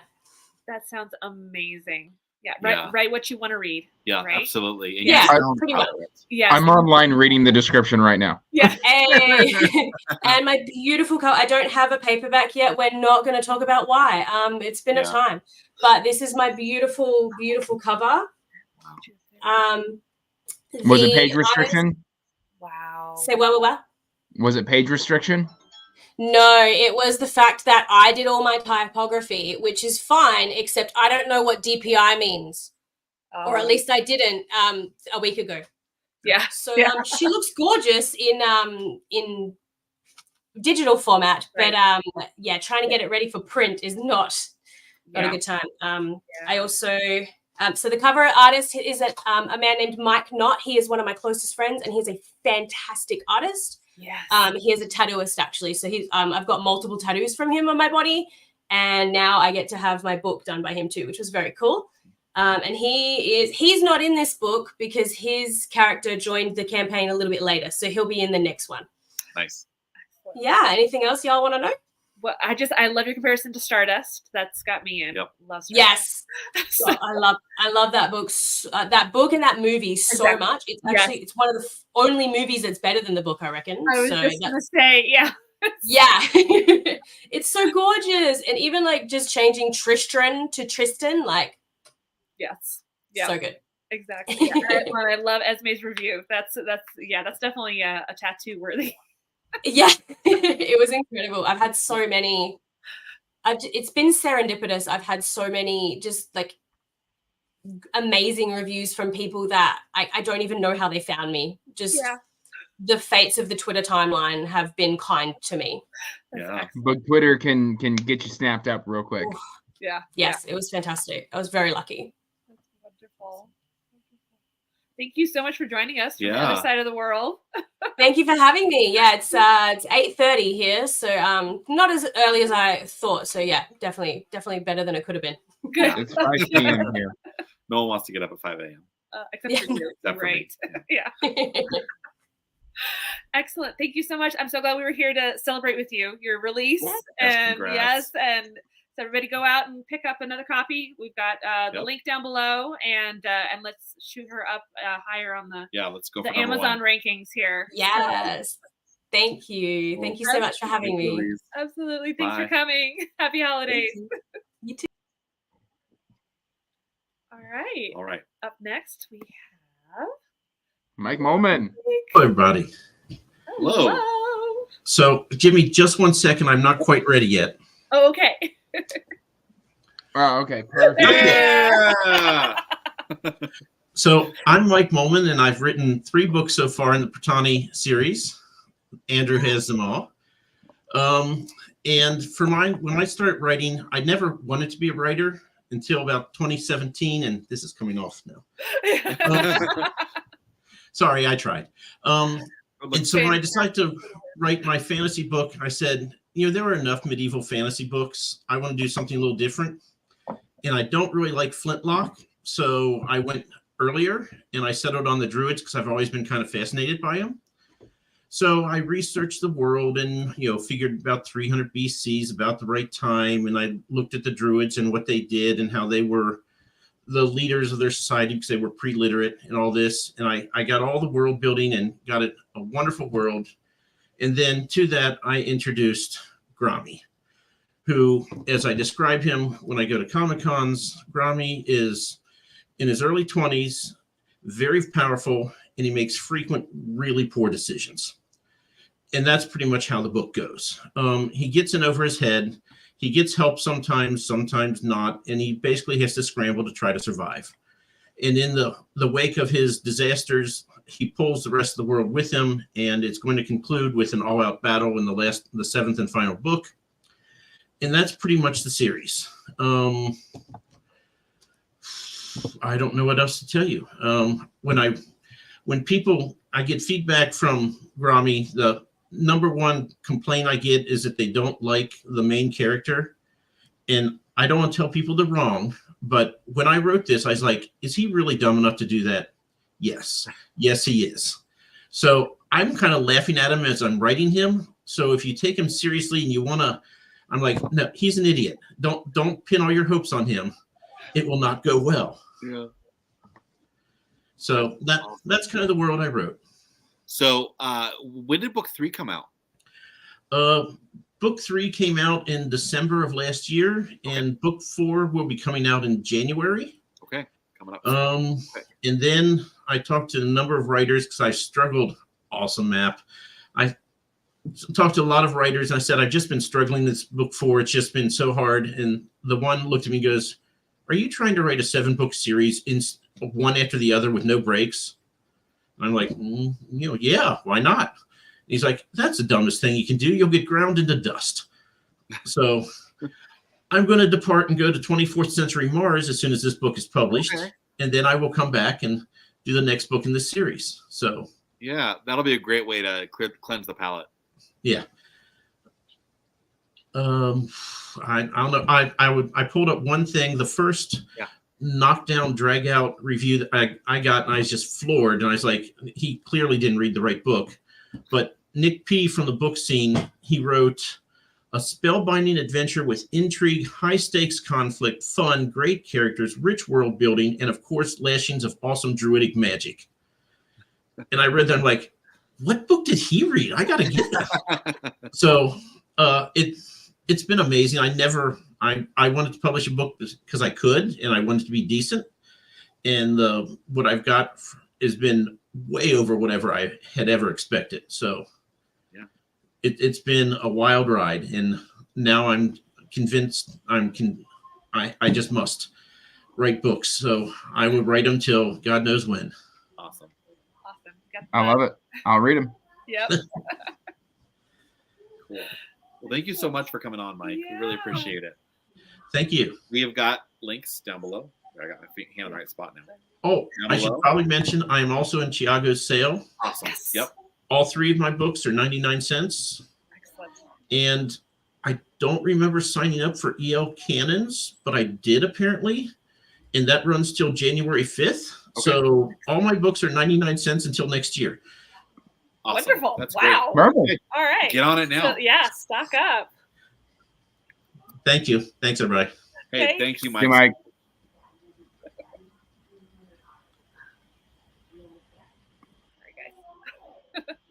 Balancing different things here. All right. We have. So up we with have us. my friend Brooke Peterson. Uh-oh.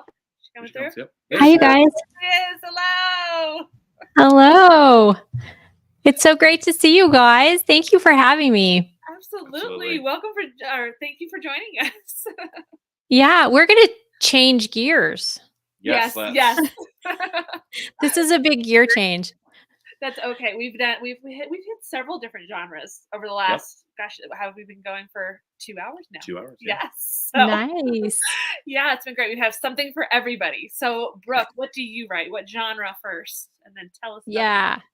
So I am in the cozy mystery genre, so that, you know, people who like the Spokane Clock Tower mysteries, hopefully, will also like the Jericho Falls cozy mysteries. This is book 1. This is a history of murder. There are 3 novels so far in the series. It's followed up by a collection of secrets, which get my thing right here. And then a display of deception is book 3. And I'm currently working on book 4. I also have a few novellas that are holiday themed in that same series. And probably the one I draw attention to is The Present Predicament, because 2 things. Obviously, it's holiday themed. This one's the Christmas holiday novella, but it's also free in ebook form. So wherever you buy your ebooks, you can get The Present Predicament for free and try out the Jericho Falls Cozy Mysteries. But these are set in a fictional town called Jericho Falls, which is in Nevada in this world. And it's really similar to if you've ever visited Virginia City, Nevada, or Tombstone, Arizona, or something like that. That was my inspiration. But so our main character, Chloe, reluctantly goes back to Jericho Falls and ends up falling, literally tripping over the dead guy in their flower bed, and then has to clear her grandmother's name. So we have all the perfect cozy tropes where you've returned to your hometown. Of course, there's a cute sheriff. So these guys, you know, have like a little love thing going on. And yeah, so this is the Jericho Falls Cozy Mysteries. I also have a podcast that Patricia has wonderfully come on and spoken on to teach us all about Anna Katherine Green, which was really fun. And what else do I do? Well, what's that called? Oh, maybe I should mention the name of my podcast. Yeah. Clued in Mystery. And I co-host that with Sarah M. Stephen, who's also a mystery author, and she's just great. And we really approach that from the position of fans. So we talk all things mystery as far as, you know, we do author bios and we talk about tropes. We talk about TV shows. We just kind of just cover the gamut of the mystery space and have a lot of fun. And the history behind it and everything. The other thing I wanted to say that I love about her series is the snarky grandma.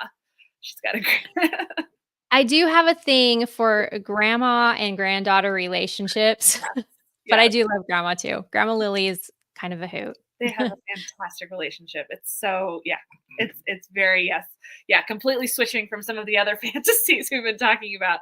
This is cozy, heartwarming. I don't want to say Hallmark because it's different than Hallmark. So, but it's, just that comforting, especially the Christmas one is just a comforting Christmas classic. Good one to curl up with at this time. Thank you so year. much. So. Hey, I would take a Hallmark contract. Yeah. Okay. Excellent. Yeah. So thank you guys so much. Thanks for organizing this. I know it was no small feat. It's a lot of moving parts. So you guys did awesome. It's been wonderful. Thank you. I'm so glad that you're able to join us live too. That's fantastic. Yeah, that was great. Yeah. So let's see. We'll have a link for your books down below, and Perfect. Like you said, the Christmas one's free right now, right? It has been free for a really long time, but I will mention that might be ending in 2024. So it's a good time to go snatch it up. Christmas, pick it up, and then you've got an easy Jolabokaflod read for that night. So yeah, exactly. Perfect. Excellent. Thank you guys. Yeah. Thank you, Brooke. Happy holidays. Thank you. You too. All right. And then up next we have Derek Bailey. Here he comes. Hello. Hey, everyone. Hey, Derek. How are you? Good. How are you guys doing? Doing great. Good. Thanks for having me here, and thanks for hosting this. Yeah, it's great to see you in person now too. We just talk online. Yeah. I know. We've had so many chats. It feels like we've met, but we haven't. But yeah, great to be here.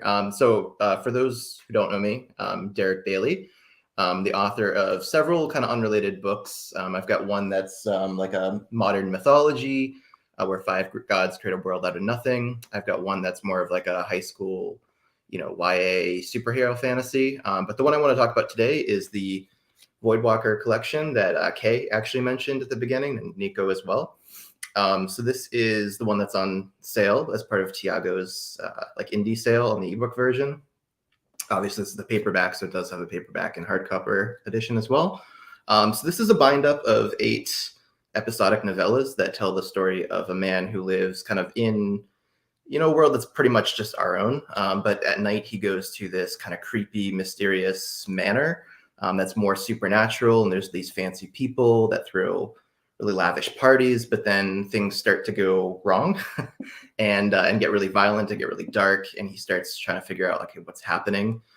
Is this like a dream? Is this a psychotic breakdown? Is this something more supernatural in nature? What's happening? It starts to affect, his daily life as he starts to go through some personal drama. And like Kay said at the beginning, it's definitely a little bit spooky, kind of like a little bit of Black Mirror or Twilight Zone or something like that. So there's definitely a couple different genres. So this is, part fantasy, part thriller, part like maybe a little bit of light horror elements, and then some part contemporary drama as well. And it all kind of plays out in this episodic structure. So each novella doesn't necessarily have like a firm conclusion, but there's kind of a full cycle that goes kind of like a high budget Netflix show or some other streaming platform show. And that sort of, runs through all the different stuff. Little hard to get into specifics because it is very much like a mystery in nature. So you're not really supposed to know what's going on, maybe who is good, who's bad, if you can really trust everything that the main character tells you through his first person perspective. So that's kind of the general gist of what this is about without getting into details. Nico has an amazing review of it on his channel if you want to check that out. Like I said, it is 99 cents as part of Thiago's sale. So if you want to check it out there, definitely do so. It's also available as part of like 8 separate Kindle versions as well. I'd actually released them individually first, and then I did this bind up. So the first 2 of those are free for, I think, the whole weekend. So if you want to just check them out, without any price tag whatsoever, feel free to do that. So that's kind of like my general pitch. I think this would, work best for somebody who's interested in thriller type elements, for sure. Maybe that genre blending. I think we've had a couple authors on here today that have a nice little genre salad. So if that's kind of your thing, I think this could definitely work for you. It's parts portal fantasy for sure, but it definitely dives into other types of fantasy and thriller type of subgenres. So definitely kind of a weird mix. If you're looking for something different, or if you just like the episodic structure and kind of reading it between other things, I think a lot of people have done that with good success. So I don't want to say it's quite like a palate cleanser in the same way that maybe like a Dresden book is, because this does deal with some heavier themes. And I should have mentioned, this is definitely it's a firm, I would say 18 plus. There is some language, some other types of adult content in there. I think it's pretty tame compared to things like Dresden or The Witcher, stuff like that. But it's definitely there. So just a quick warning there. So yeah, that's pretty much what I have for you guys today. Yeah, well, Kay described it as Clue meets Black Mirror. Yes, yeah, Clue meets Black Mirror. I've read the first novella. I've read the first novella, and I'm treating it episodically. So like whenever I feel the call for the next novella, I'll just reach for it, and I've got the ebook as well. That's awesome. Yeah, I kind of wrote it with that intent in mind too, where it's like if you want to just read it like a little bit here, a little bit there, you can totally do that. The individual novellas will actually have like a recap, like the individual Kindle versions. I didn't do that for the collection just because it's kind of all one book, but yeah, it's kind of meant to be flexible in that way. Wow. That's great. Yeah. Thank you I so like much. the writing of what I've read so far. Yeah. Yeah. And Kay was saying she's really digging it right now. Yeah. Yeah. It was supposed to be a buddy read, and then she dipped out on me and waited too long, and then now like I'm sitting here and I was like, I don't have time to read it. She zigged and you zagged. I mean, she did have a wedding that month, to be fair. So. Yeah. I mean, if we're gonna cut her some slack, fine. Yeah. Excellent. Well, thank you so much, Derek. Yeah, thank you all, and I hope everybody has awesome weekend and awesome the holidays coming up. So whatever it is you celebrate, I hope it's amazing. Yes.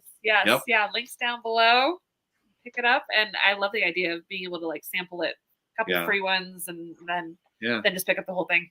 So awesome. Cool. That sounds Thank great. you so much, Derek. Have a good rest of your weekend. It was good talking to you, Derek. Bye. All right, and then We have Mr. Rob. Hello. Hello. Hi, everybody. Thanks for having me. How are you? Doing great. Doing great. It's been a good holiday week so far. Looking forward to more holidays coming up. So, And I think you two also just had a book release. I did. I'm a published author as of this past Monday. This is my epic fantasy debut, Pathlighter. It is Greek mythology inspired, so not technically Greek mythology, just a lot of the themes from Greek mythology have inspired it, such as deities being more of a reflection of the world as it is, rather than what people want to be right, as well as heroes using their wits as well as their strengths to overcome challenges. That's something that I really enjoy. Pathlighter features a multitude of characters. The main character that we follow along with is James. He is inspired by characters in Greek mythology like Perseus and Hades, really has a lot of disdain for the gods, really is very upset with his lot in life, but still has a connection with the flame from the gods' temple. There also are run-ins with crazy Titan-like characters, many fearsome beasts. I think Matt from Beard of Darkness put out a review that said that he found my monsters to be horrifying, which I take as a point of pride. But I have visual aids for its influences as well. So the Odyssey by Homer is a big one. Frankenstein inspired a lot of the characters that I've written, as well as more contemporary stuff like Percy Jackson and the Olympians or Clash of the Titans, if you're a fan of epic schlocky movies. So yeah, I've been really excited to finally have this book out. It's been in the works for a very long time. And if you like stuff with unresolved trauma, God-driven magic, scary monsters, scrubbed history, a ragtag group of adventurers, and MC that's very distrusting, I think that this book would be amazing for you. Awesome. Which is I see why I need Tori's to be down there, and you just said Motley Crue. So. Yeah. Motley Crue is her sell point. Oh yeah, absolutely. It's a big selling point of mine, Tori. Awesome. The instant I heard about this one, I added it to my list. Yeah. Thank you. Thank you very much. So okay, so you compared it to Percy Jackson, but is it a kid? It's not a young It adult. is not for the YA middle school type readers. It's more of a Percy Jackson that's a little more mature. So it definitely has a lot of elements of gods being portrayed as more human, more flawed, and maybe a little bit more relatable in that stretch. But it also does have quite a few dark themes, especially when it comes to unresolved trauma, revenge, and other things along those lines. It's a great cover too. Yeah. Oh yes, it was Felix Ortiz cover. I did hear earlier that he is about 12 months booked out, so I think I might have to shoot him an email if I want to get a second book out there on time. But this is the first in a proposed trilogy. I'm also working on a standalone novella that's not connected, but is a little bit more of a light-hearted and fun, D&D-ish fantasy adventure. So. That is great. Yeah, that sounds really good. Well, congratulations on release week. And welcome to the Awesome. author. Now you're an author. No, it's a lot to take in, but it's been a great journey so far. Thank you so much for having me here. Let me talk about it a little bit more. Absolutely. Yeah, thank you so much, Rob. Yeah, so definitely, so pick up a copy. Link down below. Absolutely. And let's we'll get his rank up too. Yeah. On Amazon. Just go Launch crazy. week's important. Yeah, launch week is gonna kill it. So that's awesome. Congratulations. Thank you very much. Have a great day. Thank you for coming. Yeah. Happy holidays. Happy holidays. All right, and then now we have Miss Rachel, my dear friend. Hello. Hello. So again, we're gonna turn hard left here into not fantasy. So Rachel, what do you write? What genre? And then tell us a little bit about your series. Okay. I write historical fiction. So the series I have going right now is called Once Upon a Western, and they're all historical fiction set in the American West, but they're also all fairy tale retellings. So they're technically teen fiction, also enjoyed by adults, sometimes enjoyed by younger kids than teens, just kind of depends on your reading ability. But the newest one that came out is My Rock and My Refuge, which came out last year, and it won a Willa Award and also a Pencraft Award recently. This one is a Beauty and the Beast retelling set in the Colorado mining communities, gold mining, silver mining, that kind of thing. It's about a German immigrant and her brother who take jobs working for a wealthy recluse with, he's got a lot of facial scarring from an animal attack, and then Beauty and the Beast kind of story results. And the one before that was Dancing in Donuts, which is a 12 Dancing Princesses retelling set in Kansas. It's got a Civil War veteran who is trying to solve the mystery of who is spiking the punch or the apple cider at a dance hall run by a family with 12 daughters.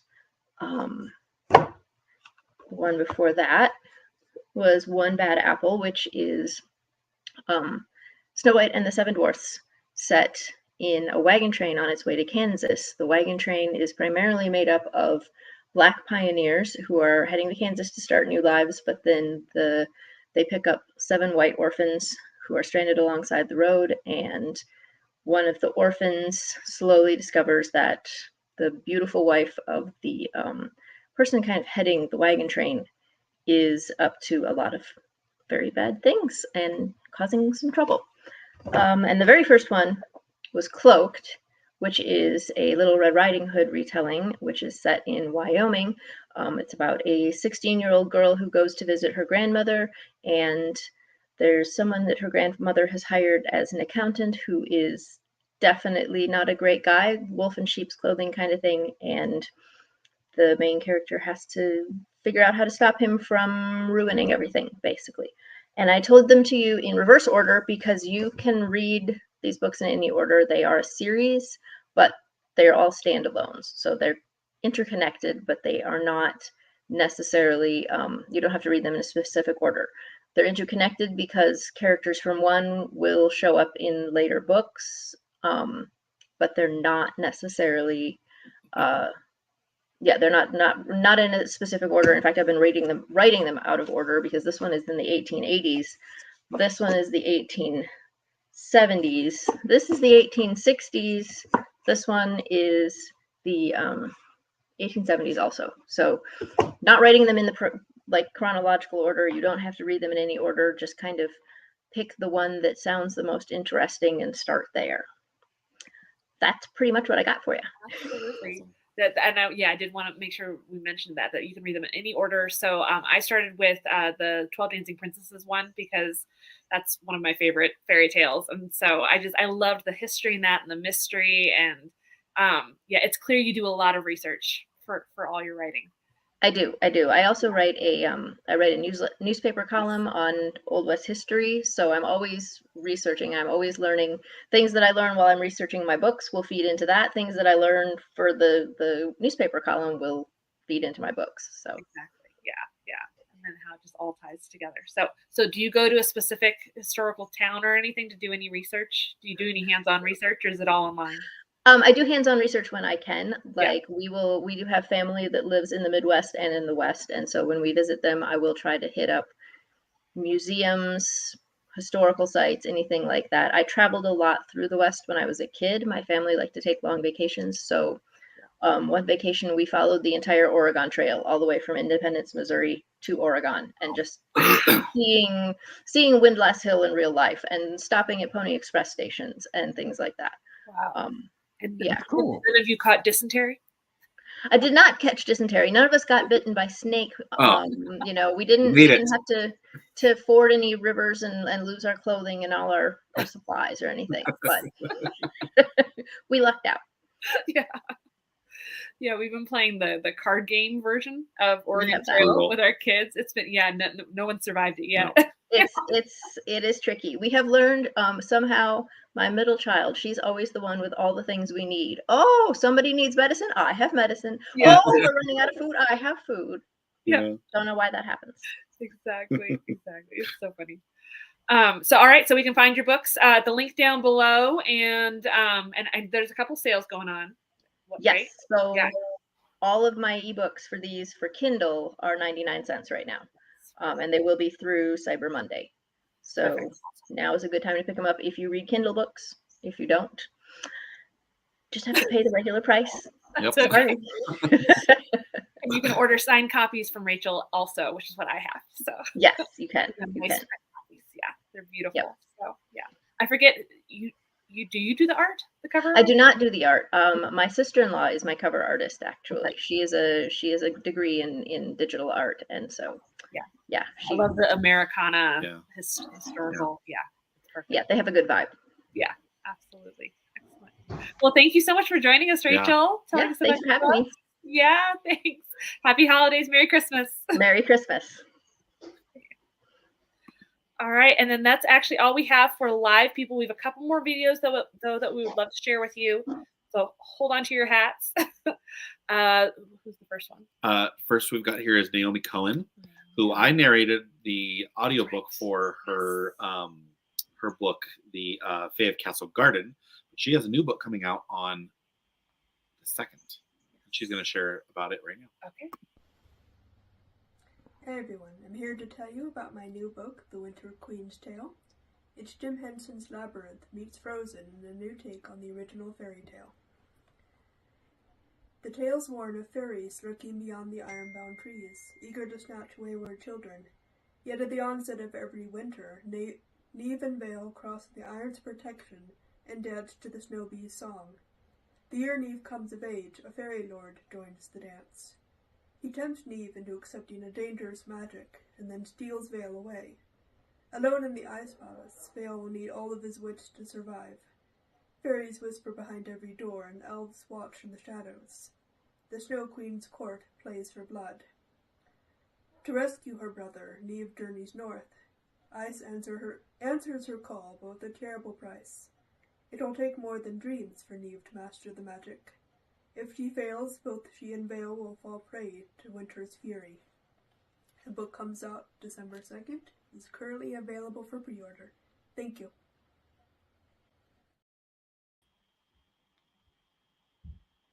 So I describe her books, because Fairy Castle Garden, which I have read, takes place in New York City in the late 1800s. I describe her writing as if you could not get into Jonathan Strange because it was too dense, Naomi's books are perfect. They're really that's good. That's a good selling point. Exactly. Because I want to read Jonathan Strange. Fantastic. Yeah, absolutely. Yeah, if you love Jonathan Strange, you'll like this too. If you really, really want to read Jonathan Strange, but it's too much, then read Naomi's books because they'll do it for you. Yeah. Nice. All right, and then one more. This one's a little bit longer. From Reed Logan Westgate. Okay, here we go. Hello and happy holidays. I'm urban fantasy author Reed Logan Westgate, and I'm happy to have this moment to share with you my books and my shared universe, the Baku-verse, as I affectionately call it. The Baku universe is a setting where magic and myth and monsters are all real. Lurking below the surface in our everyday lives, gods, angels, demons all vie, scheme, and fight over control, power, grabs, as Valeria the demon often says in my books, because they're bored. And it's jolly good fun. I'd like to take a few moments and introduce to you the 2-book series that I have out, the Baku Trilogy and the Soul Stealers Trilogy. So hang on just 1 second, and we'll dive into the Baku Trilogy. We start our journey through the Baku verse with the original series, the Baku Trilogy.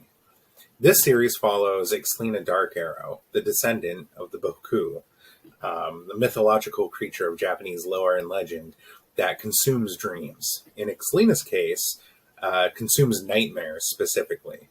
As the dream realm is fluid, this gives her visions of past and present horrors and things that she feels she has to go confront and try to prevent, which causes Ixtlina to go out and get into all types of trouble as she hunts down creatures from beyond the mist.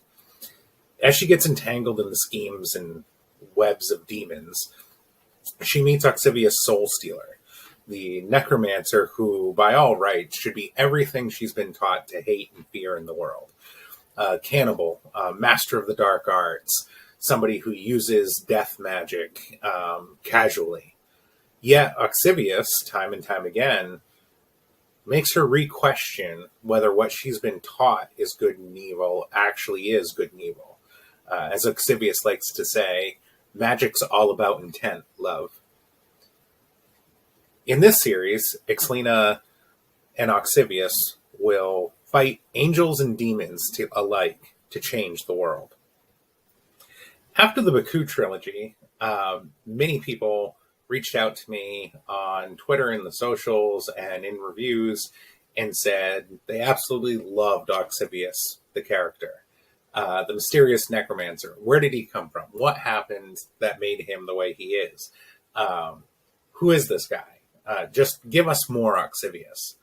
And so the Soul Stealer trilogy came to light. The second trilogy in the Baku-verse, the Soul Stealer trilogy goes back in time and explores Oxivius in the early days during the fall of the Knights Templar.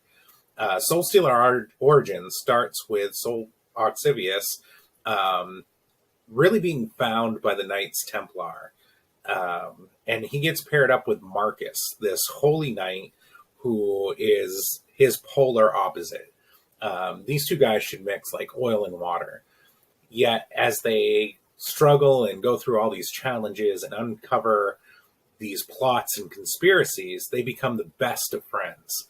And they really challenge each other to growth.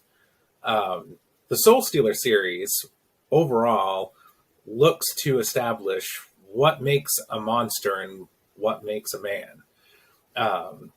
This is a highly engaging series that goes back and explores exactly who Oxivius Soul Stealer is.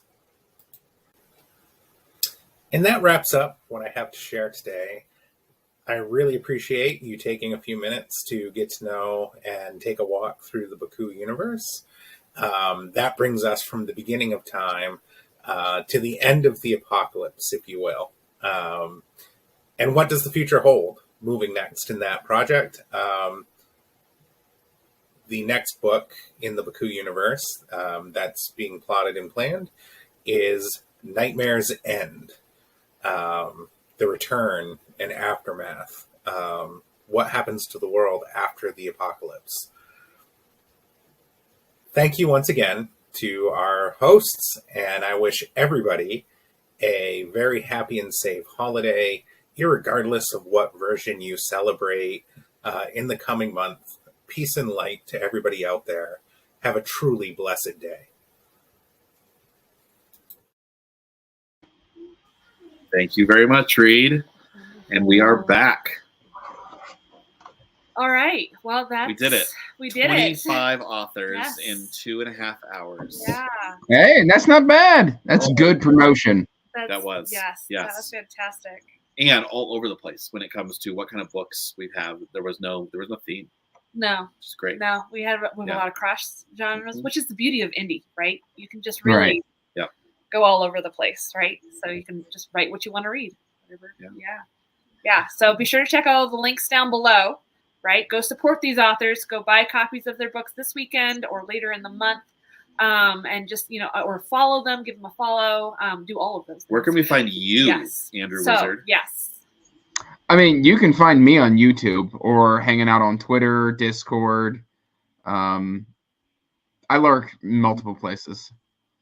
If you look under enough crap, you will initially find me. It's kind of at the bottom of the barrel. I can't find you. I just keep digging. Yeah, just keep digging or poke me enough, and I'll probably end up there. Except unless it's TikTok, I won't go to TikTok. Yes. If you find me on TikTok, that's not me. Yes, right. Okay, good to know. I'll report it if I Right. find you over there. And be sure to check out Nico's channel too, and Kay, Yep. and just all these people in the chat over here. So Yep. many of them have fantastic channels supporting indie authors.